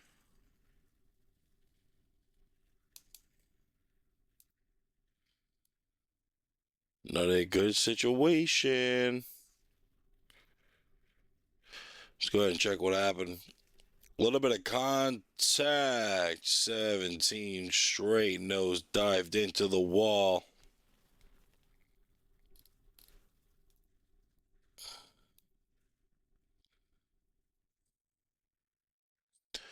.31 gets behind him. You see the 17 brake low. Lost a little bit of control there in the car. Thought he was good to come back up. He was at that double yellow. 17 around. 31 around. Rhodes able to maintain.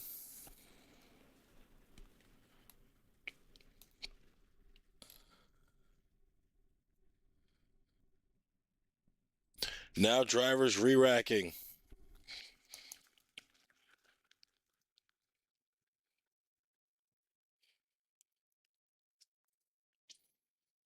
This is the difficult part of the night.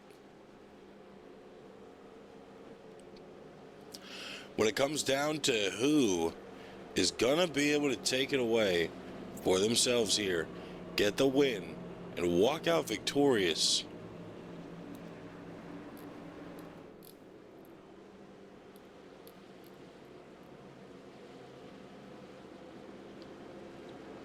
I mean, of course, right now, who becomes the alpha of this season? Holloway giving himself a good position to do it. He is currently sitting in second. We have not had multiple winner yet. A multi-time winner yet. Can Horst break through? He's currently in third. Gibson now in 10th because of that wreck. He could be one as well to break through. Both are elite, but they're missing statement wins at this point in time. Of course, the way things are going with these consistent finishes, will the cut line be decided by stage points? As of right now, it's already consistently trending that way. Just off of finishing positions, we have seen it so far. And of course, who will start to collapse under pressure? Cut line drivers are within 5 points.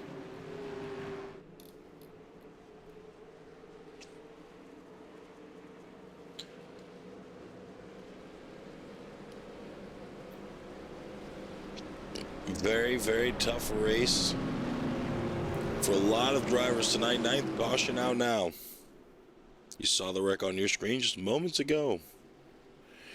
Breland in 10th overall for the points. Banky in 11th overall for the points going into this race. And Hancock, unfortunately, out for the night. He is in 12th. Sam Taylor on the field, 2 behind. Fortunately, Taylor out earlier in the night. That was the 9 car. You saw the incident where he slammed the outside wall, lost his tire. Riddle, -4 from 12th as well.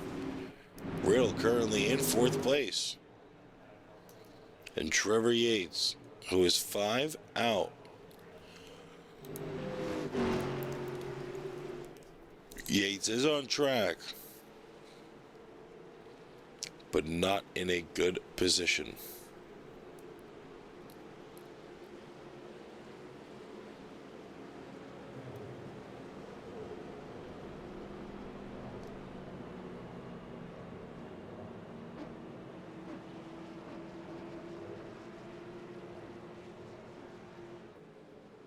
Now, of course, double file restart, as always.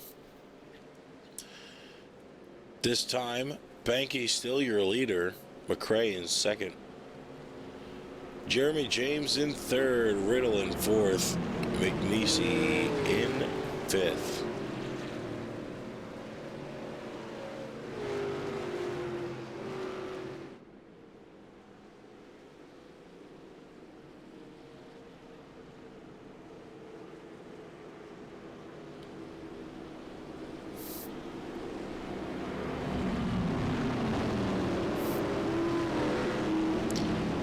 Now, of course, all drivers reconvene on the track. Pace lights are off. You know what that means. We go back green this time by. Will we have a fresh new winner? Banky in the lead. He has yet to claim a victory for himself.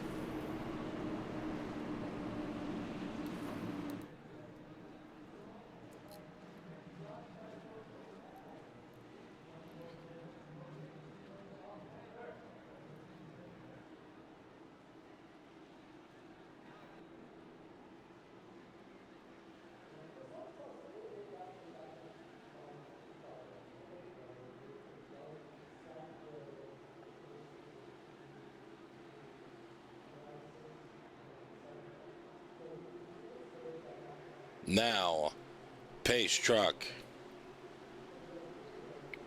Left turn. Restart. Banky in the box.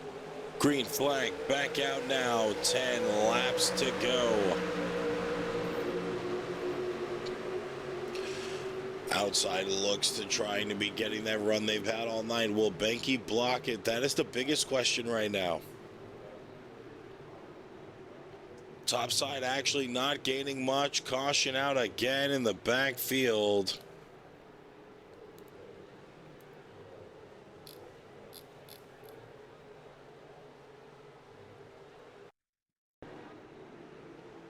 Trevor Yates has a hood wide open.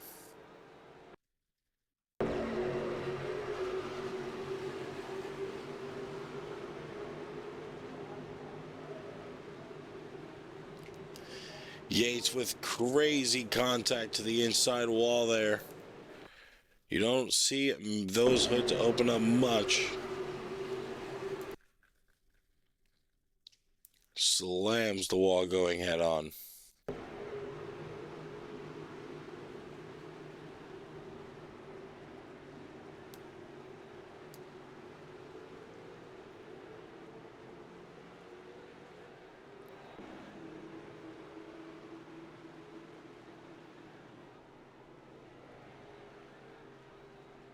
And of course, Banky staying out that time. Pace laps kind of hurting guys on gas strat. They're going to have to milk it a little bit more under caution, sitting in the highest gear possible, possibly using the clutch, maybe turning the car off here and there.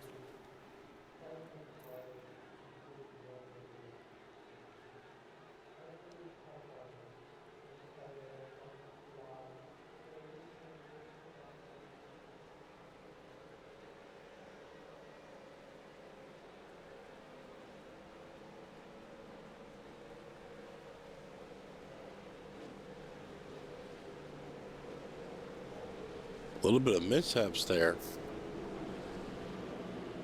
Under pacing. Of course, this was the caution. Or this was the wreck that caused this caution.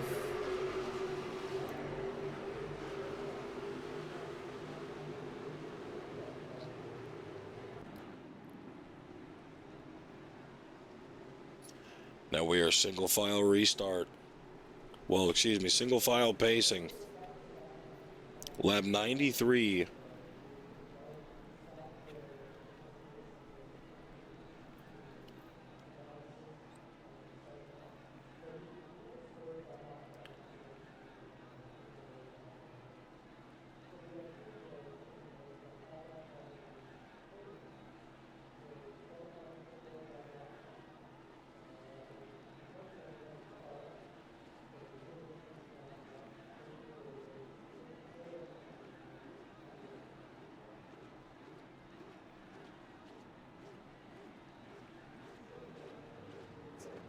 Banky in the lead. Lap 93 that time by McRae in second. James in third. Riddle in fourth. Horst rounding out your top five right now. It has been an insane night for a lot of these drivers.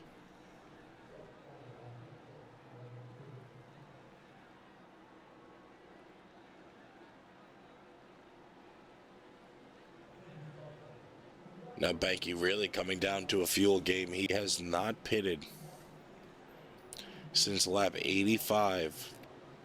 He's almost 10 laps into the fuel run.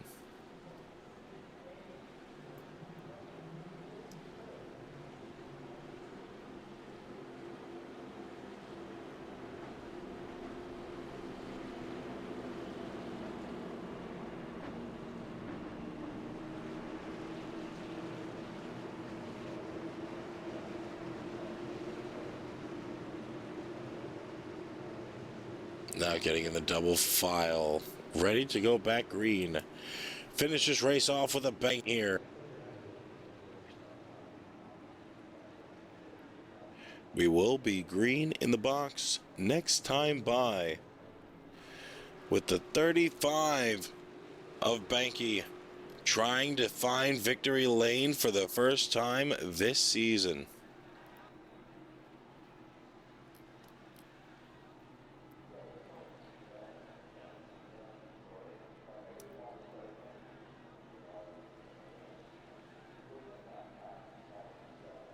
Of course, like we said, he last pitted at lap 85. Which seems to be a gas and go. Started in 19th, currently in first place. He's gained 18 positions on the night. McNeese has gained 27. Highest positive position of all night.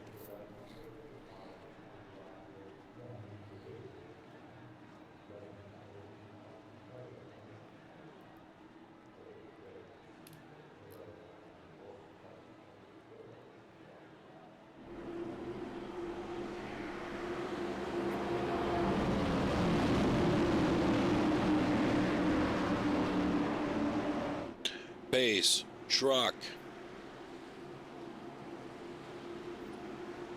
off, this time by.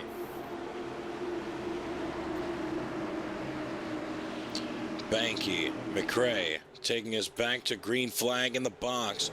Green flag back out now. Matt Banky in the lead. 5 more laps to go.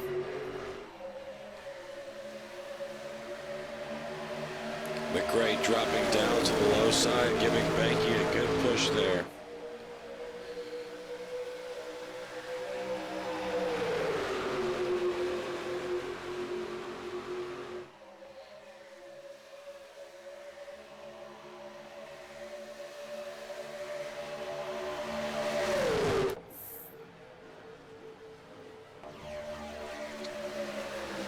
Banky doing a good job holding that low side.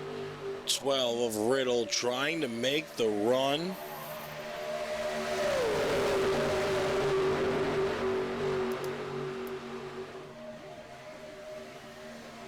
All Banky needs is a white flag. No more cautions will be out. Robert McRae still sitting in second. Guys getting a little squirrely back there. All still holding lines clean. 12 still on the outside of the line. Not much help. Only 3 cars right now stacked up together on the high side. Trying to use the side draft to the low lane to make positions matter. 4 more laps to go. Banky has got to watch the 69 and the distance to him. He's leaving some of that distance you normally see when a car likes to drop back and try to take the run in 3 and 4. The corner they are just exiting now. That is normally when the moves are made on the outside for someone to possibly come and win the race. 12 car getting a little loose there. That's Josh Riddle leading the high side momentum. Car off the track. Coming back up on the track. No caution. They are side by side for the lead. Riddle, Banky, wrecking the backfield. Caution is going to be back out. Almost the entire field caught up in that one. Most of the guys do not have a fast repair, and they are still wrecking.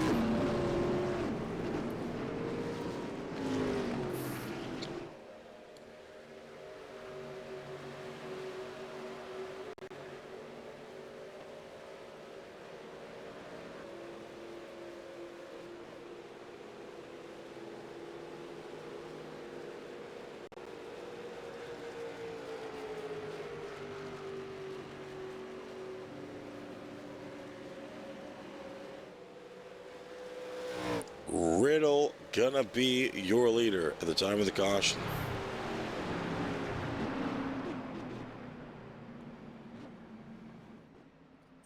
We lost a lot of drivers.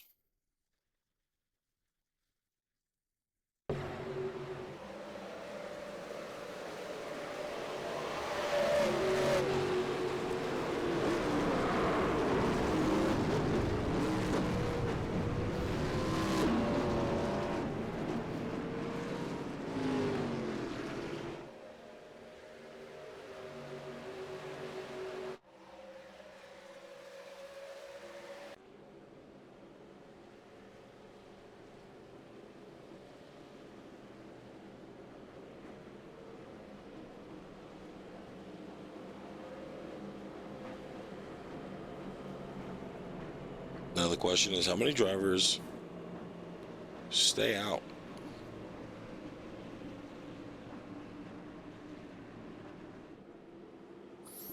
Already have a few in pitch right now.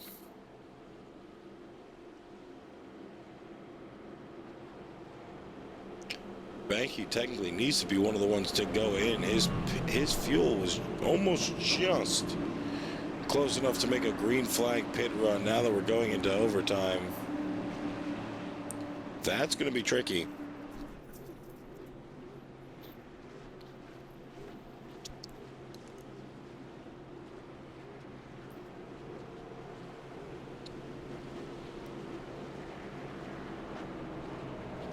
He thinks he can make it.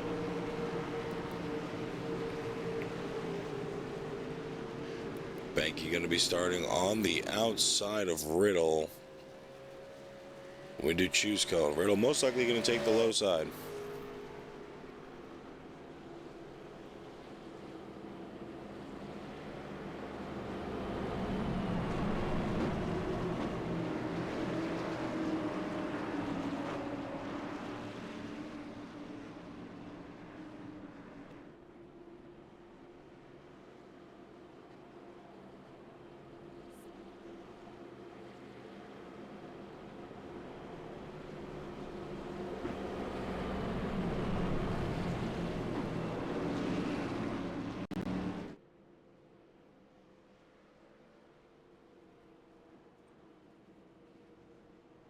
Riddle trying to keep it together there, using the apron not to get hit from behind.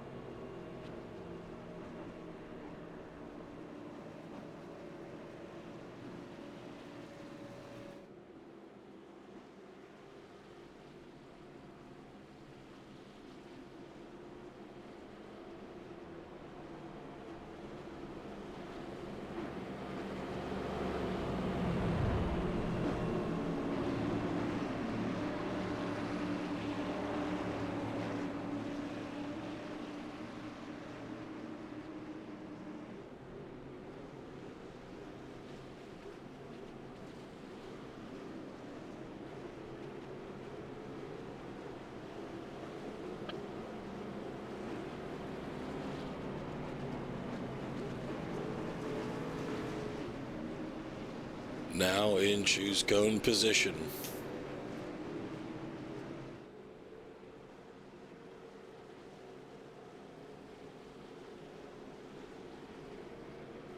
Riddle and McNeese, line one.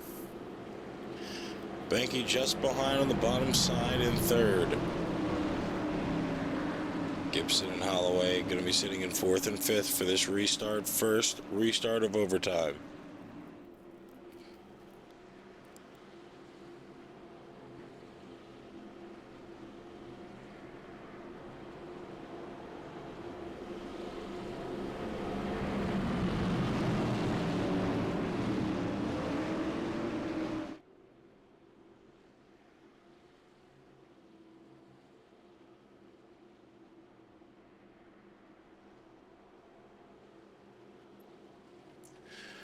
One of three green-white checkers for the night.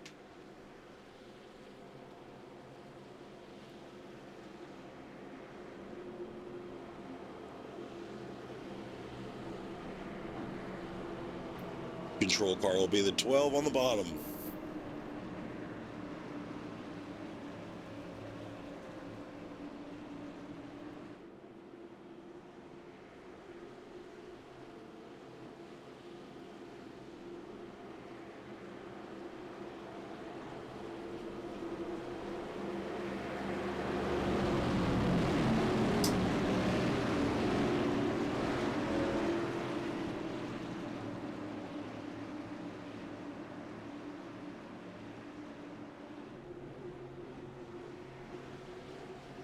Truck is off. Riddle to the restart zone. Back green flag. 3 to go. Banky is trapped in right now. Riddle goes up to the high side trying to use the momentum with that line. Banky going to stay on the bottom.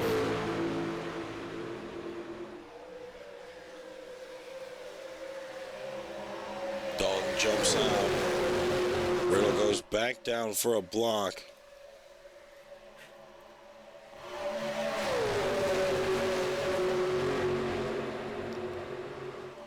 Two to go. White flag this time past the line.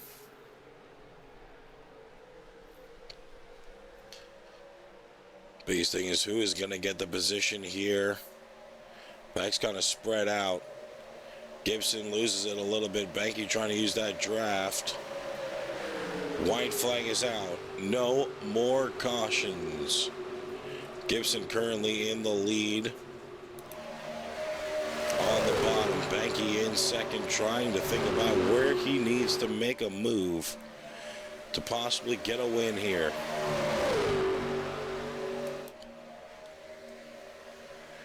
Will we see Banky kick up on the high side in 3 and 4 and try to make the run to the outside?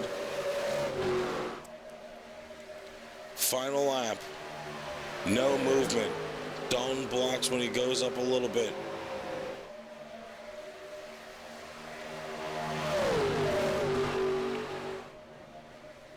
Dalton just got spun out. Banky crosses the line for the win.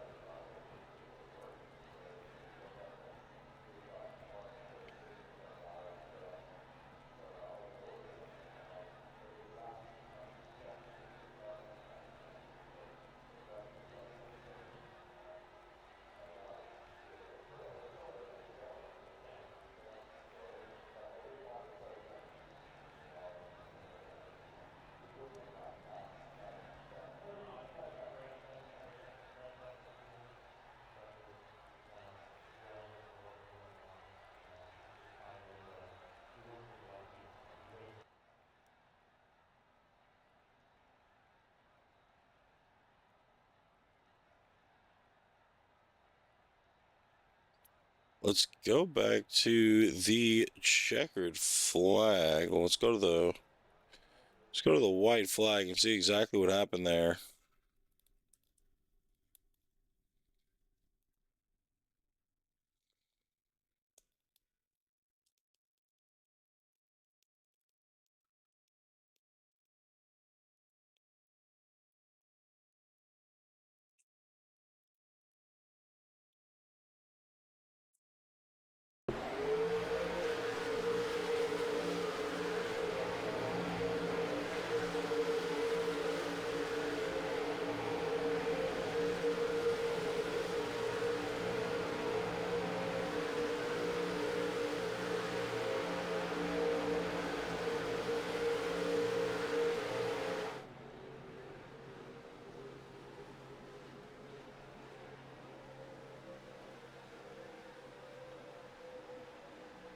This was coming into 3 and 4. Banky was pretty tight on the bumper of the 17.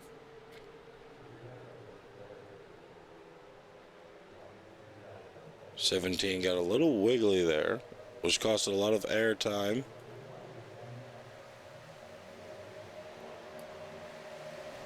Spun in front of the 35 off the bumper, and Banky takes the win.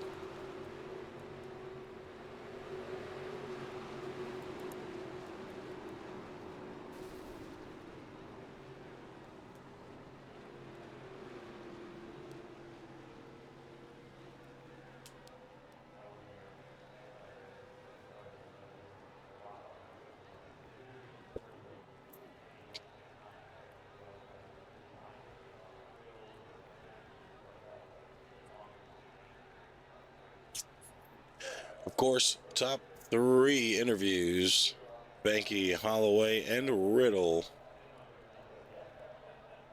Gonna give the drivers a few seconds to get out of their cars.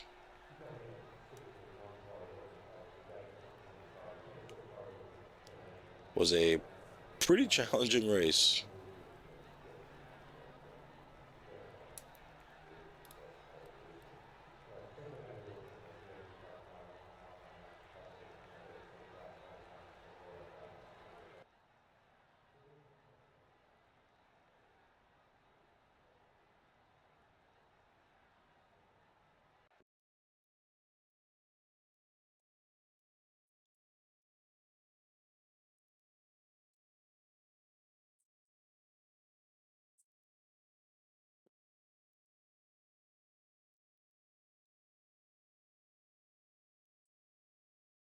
All right, let's see if everybody's ready yet. We're going to go to our third place finisher. Start off with the third place, number 12, Josh Riddle. Howdy, boss. So, I feel like it was a pretty tough race here tonight. A lot of cautions early on. We didn't even make it around for one full lap before we saw the first caution tonight.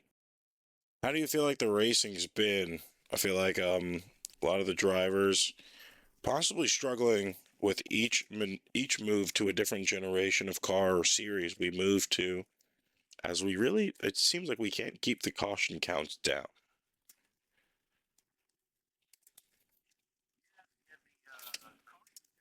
Definitely felt like it was higher tonight. It's tough to keep track of it while you're behind the wheel.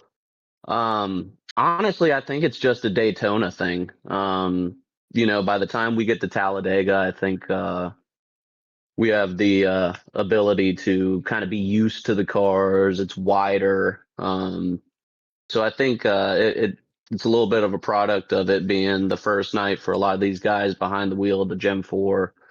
And yeah, Daytona too. It's a difficult one. It really is. Now, of course, I mean, you started 22nd position.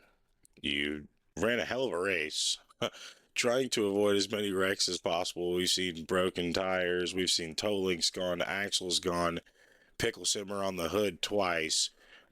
Cars literally doing kickflips, cartwheels. It was a insane race to have to maneuver through the field. Of course, getting up into second is no feat here at Daytona. It is not an easy battle. Now that third, excuse me. Now that you got that third place finish under the belt, how are you feeling about not only, just the race in general, but your race here tonight?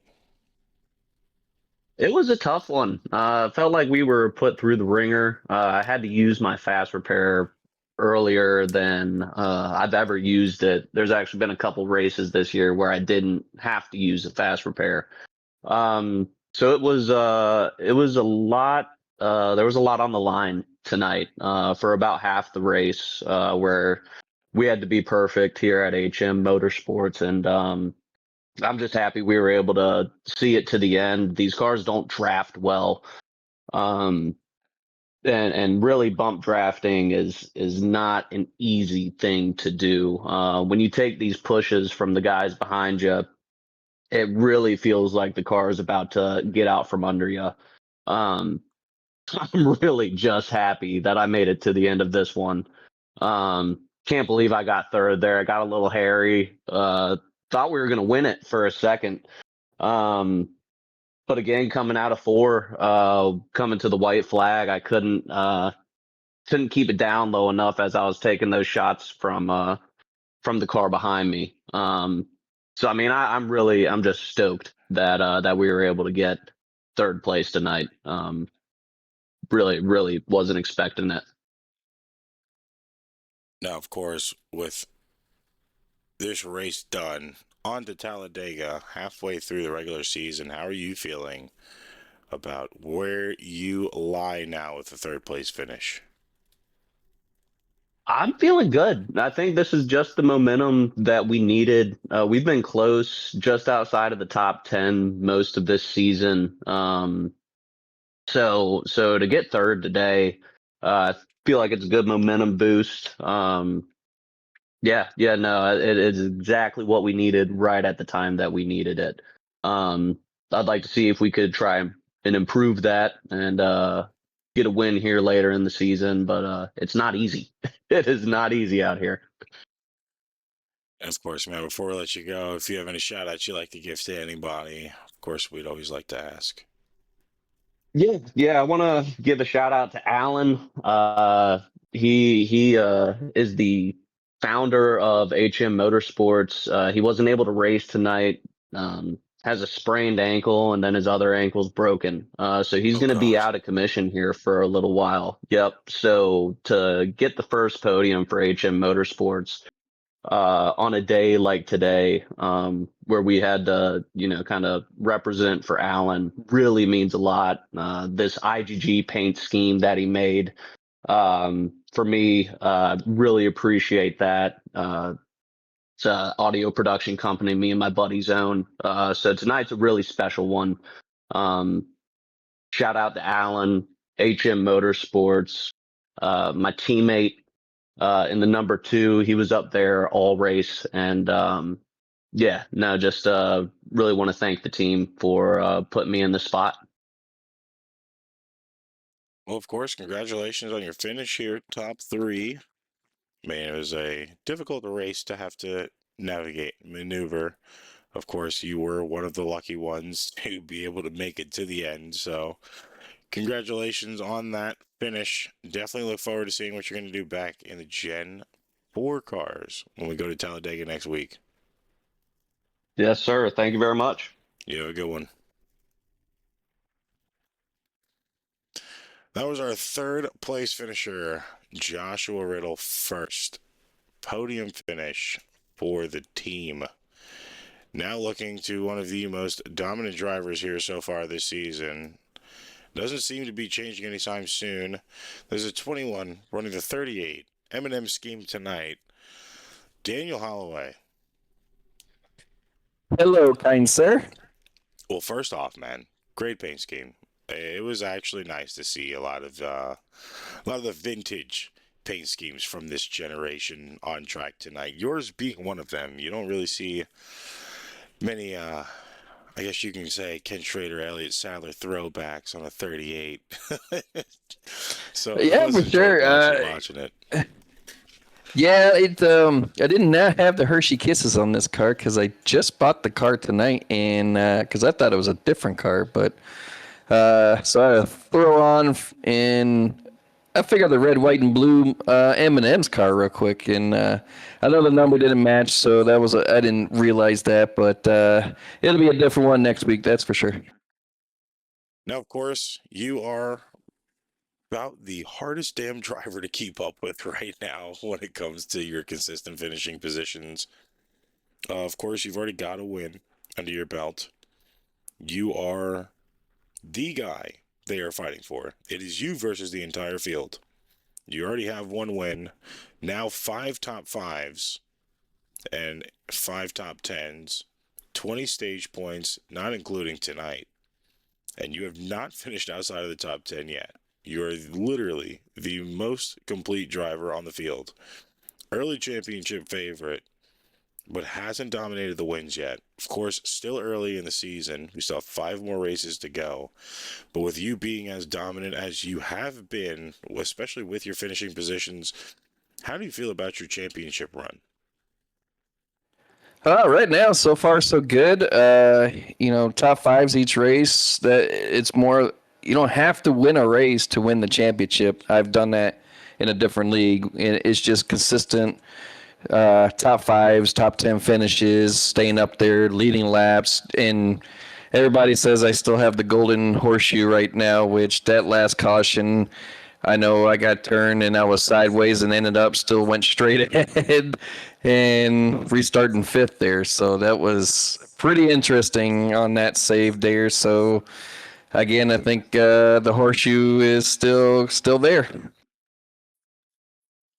I mean, of course, Gen 4 cars, not many people have, had experience behind the wheel. Like you just said, you had to get the car tonight, didn't realize which car it was.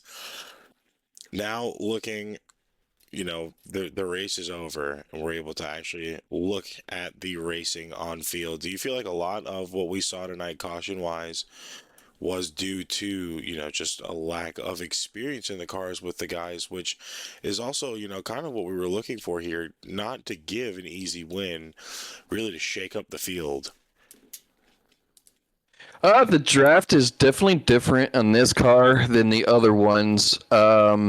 It felt really smooth, but it felt like a bubble around each other and stuff. And then if you have a momentum, you just have to run with it and not really hit the person, because it felt like as soon as you started pushing somebody, that car will go forward, and then you lost like 5 miles an hour that you feel like, and yet you didn't. So definitely a different drafting with this car, which I had to learn pretty quick in practice, and then I was actually more in the race to where I was changing my strategy as far as what I need to do, especially when I had that long green flag and was leading for a while, and then Matt beat me out, and it was just him and I was pretty much stuck behind him just the way the draft was, and you just couldn't get to his bumper unless you started getting more cars and try to get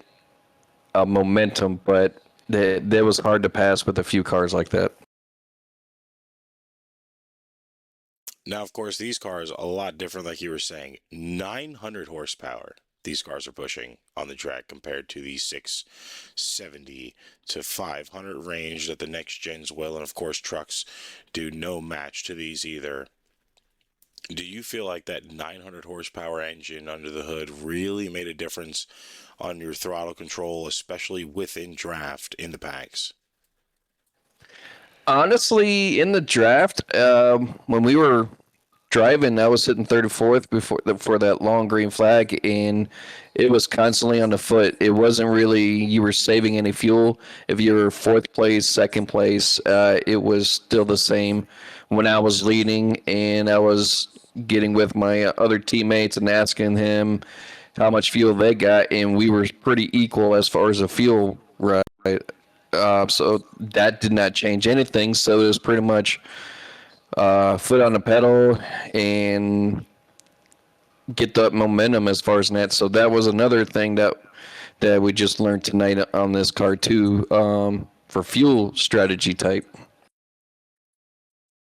Now, of course, only one more race with these cars next week. For a few weeks, we will have to wait all the way to the round of 8, which we are definitely going to be seeing you in, to go back at Daytona in the Gen 4 cars. How are you feeling about your opportunities at Talladega after now experiencing the car for your first time here?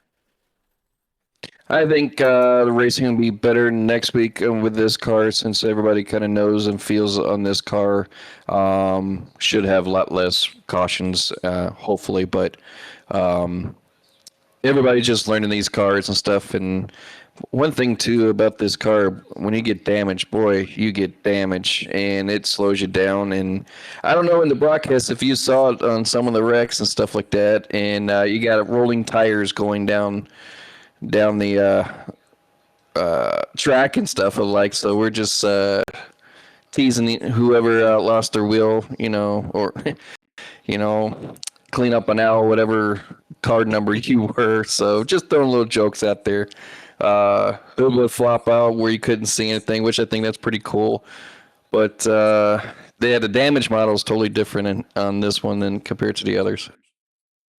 Yeah, did notice that as well. Sam Taylor was, I believe, the first one to lose a tire, which ended his night pretty early on, and was not expecting that much of a damage model on the Gen 4s, not what we're used to. So, of course, that does add a bigger wrench. These cars obviously don't take much of a beating here. Looking forward to the rest of the schedule. I mean, I know we've asked you this before. Now that, we've already had that first race, we've almost touched every series other than the Gen 6s, which are practically bullets. Do you feel like within the next 5 races, you have a solidified opportunity to put yourself back in victory lane? I do believe so. I mean, each race I'm in the top 3, top 5, so it's another possibility. This one here, I just couldn't do nothing as far as once we started spreading out on that white flag, and there was no way I can make a move or anything like that. But I do believe there's another win somewhere. It could be in the playoffs, but if I'm going to win, that's where I want to hit. Is more in the playoffs. And from regular season to a playoff, it's a whole different atmosphere. It's like a reset. Anything can happen. Of course, man, before we let you go, enjoy the rest of your Monday. Are you going to shout out you'd like to give to anybody? Shout out to you, Tyler, up in the booth. Do a wonderful job broadcasting. Dalton, in putting this league and everything on American Stock Car Racing League. And Candy Shack. Some of us had a rough night. Russ, Todd, Dalton right there at the end, and Tyler had a rough night too. So it didn't favor us tonight, but.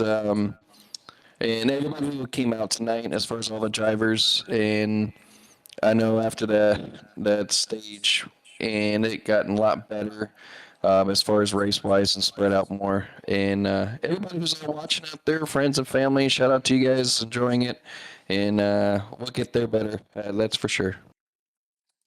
Well, of course, congrats on the second place finish here tonight. Definitely helping yourself at the front of the field right now in points. Course, still staying consistent, still finishing the top 5, top 10.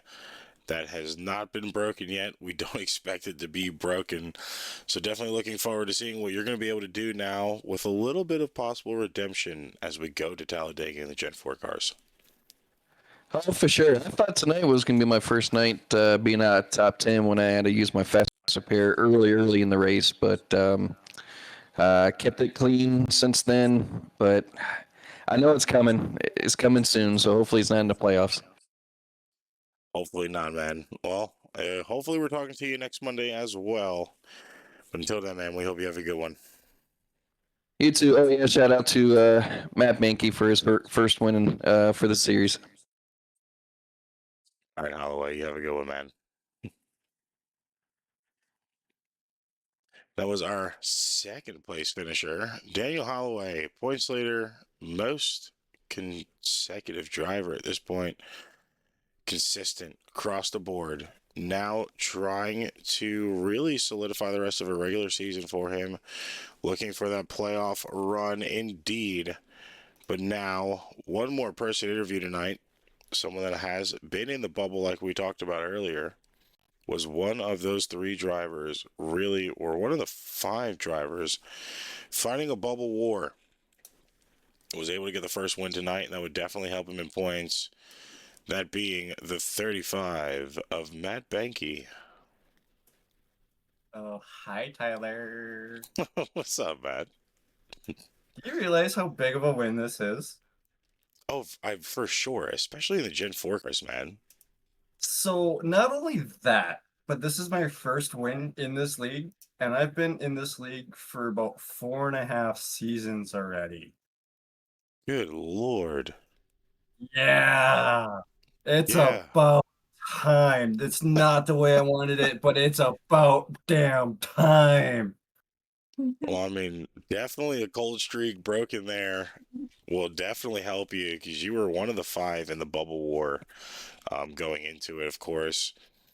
Not all the way to the top 12 mark, but this definitely has helped you push yourself a little bit further to that championship or playoff run.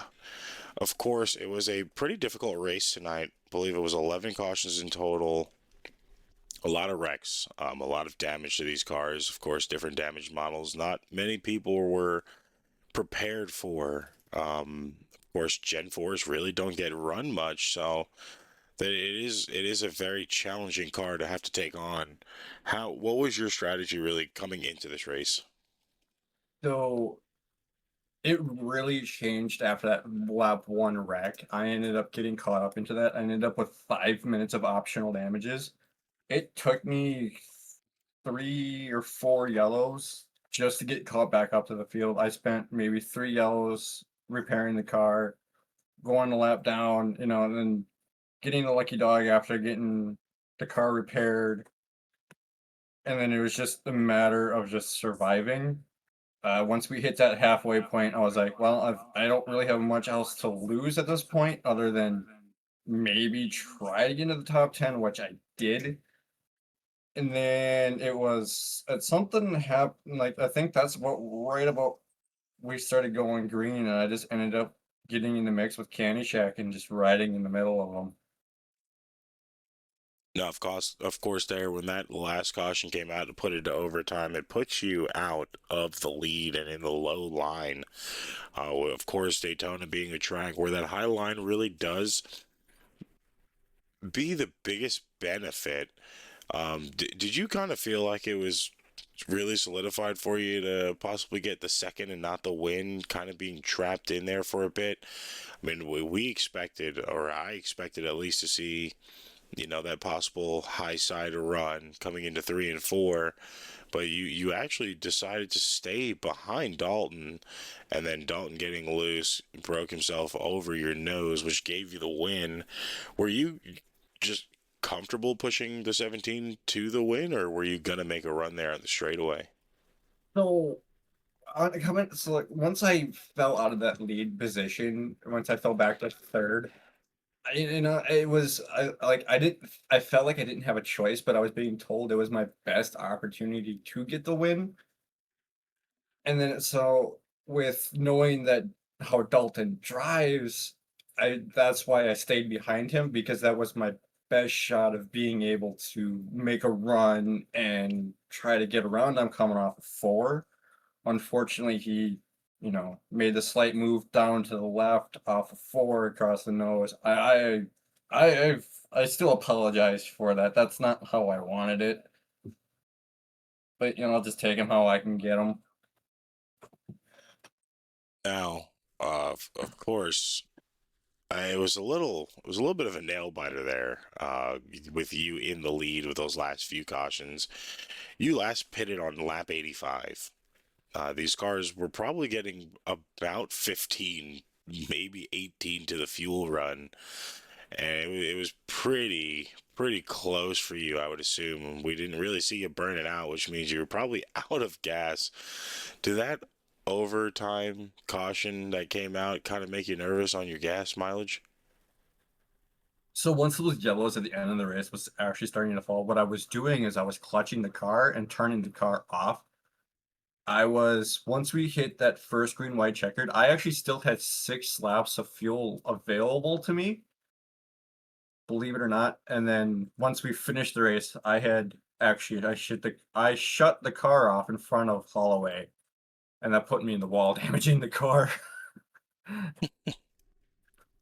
So unfortunately, it's a tore up race car at the end of the night. However, it still lands in victory lane. I mean, looking, see if I could find it here. I have it somewhere. Looking at the points bracket, a lot of people not consistent so far. A lot of people haven't consistently shown up, which would definitely help a few out due to injuries. Of course, now this is going to definitely boost you on the points. You're actually in 11th going into leaving Talladega. So this win is really going to put you up a major position on points. Of course, first win, 2 top 10s, now 3, including a top 5 here tonight. How are you feeling about the playoff run going forward now? Well, if my luck continues the way it has been, it's going to be a very short-lived chance for the championship. But you know, this could be the point where things start to turn around, getting this momentum from tonight.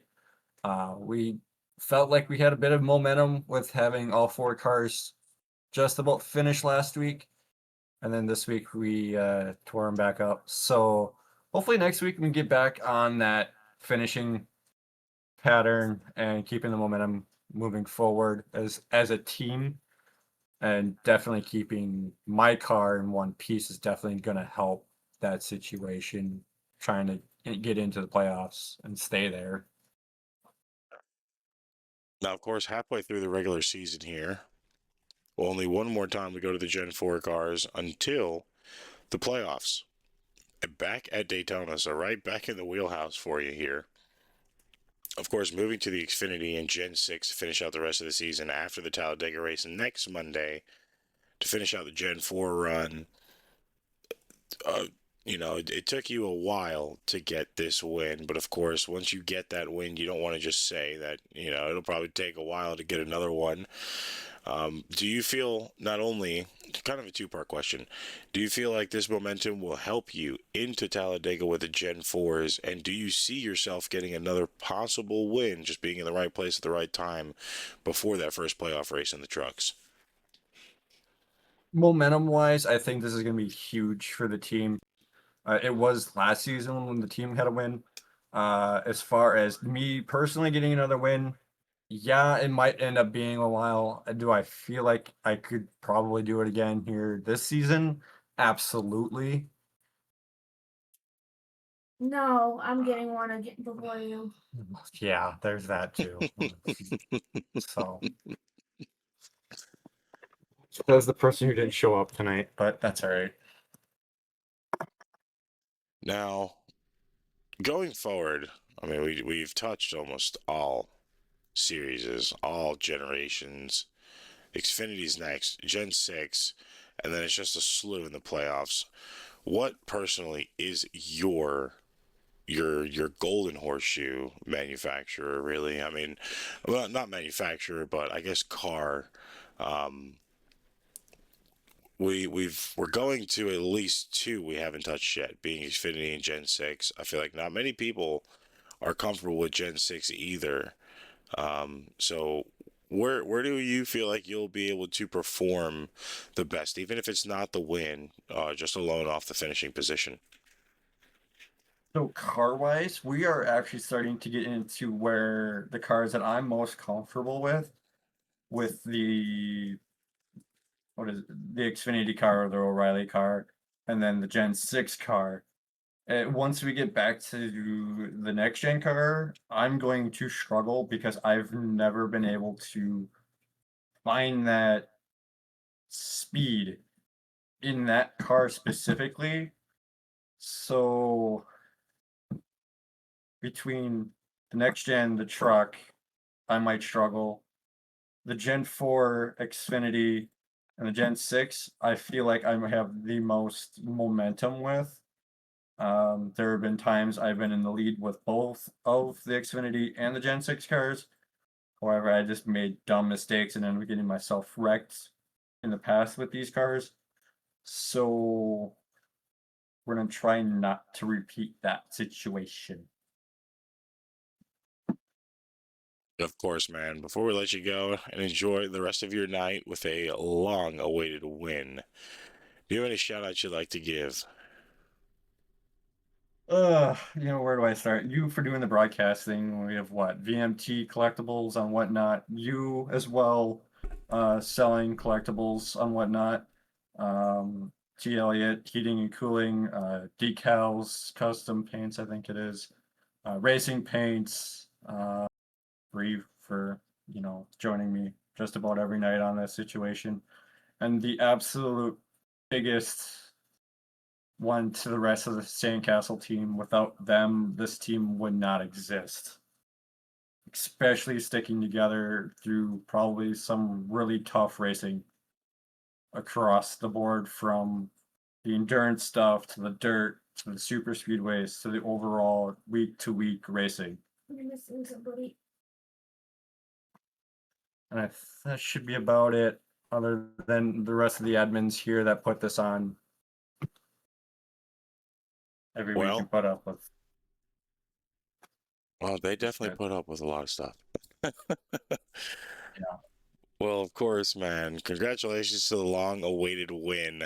It was about time I finally got to talk to you as a winner in some league, and Monday nights just happened to be it. So, congrats to you.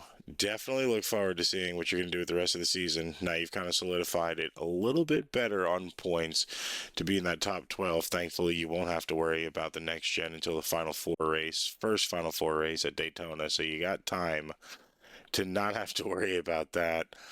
Of course, stellar job, man. Finishing up 18 positions from where you started in 19th. And definitely look forward to seeing what the rest of your season has in store for you. Yep. And here's to trying to get back here on Wednesday night, right here on this channel. Because if I can get here on Wednesday night, it'll be a damn good week. Well, good luck with that one. It's a little tough over there. Yeah, it is. All right. Okay, I'll catch you a little later. Yes, sir. I'll talk to you later, man. That was your race winner, the 35 of Matt Banky, with a long-awaited win. 4.5 seasons for him to get it. Looking at your finishing grid, now official. Banky takes the win here at Daytona in the Gen 4 cars. Holloway finishes in second, the most consistent driver on the track. The man looking at the championship himself with only just one win right now. Josh Riddle finishing in third. Horst in fourth. Gibson in fifth after an unfortunate finish to his race there tonight. A great night for racing it was indeed. 11 cautions to finish out the night. Let's throw the recap on your screen here. 11 cautions for 34 laps of pacing, 14 lead changes in overtime. Matt Banky takes the win. Of course, on behalf of the American Stock Car Racing League and Asphalt Racing Network, we would like to thank you guys for tuning in here every week, every night, to support your favorite drivers. If you're looking for something to watch, check us out. Wednesday for Right Time ARCA. And of course, Thursdays for the trucks. Naris on Fridays and Saturdays for the Gen 6 Cup cars on Saturdays and the inaugural truck season on Fridays. And right back here next Monday, Gen 4 cars at Talladega, where we do it all over again. Week 6. Of course, all things good must come to an end. And this is that point in time where we have to say goodbye. Until next time, it has been a pleasure as always. We're going to leave you with the white flag lap where Matt Banky took it after a long-awaited win. Good night, everybody, and we hope to catch you next time.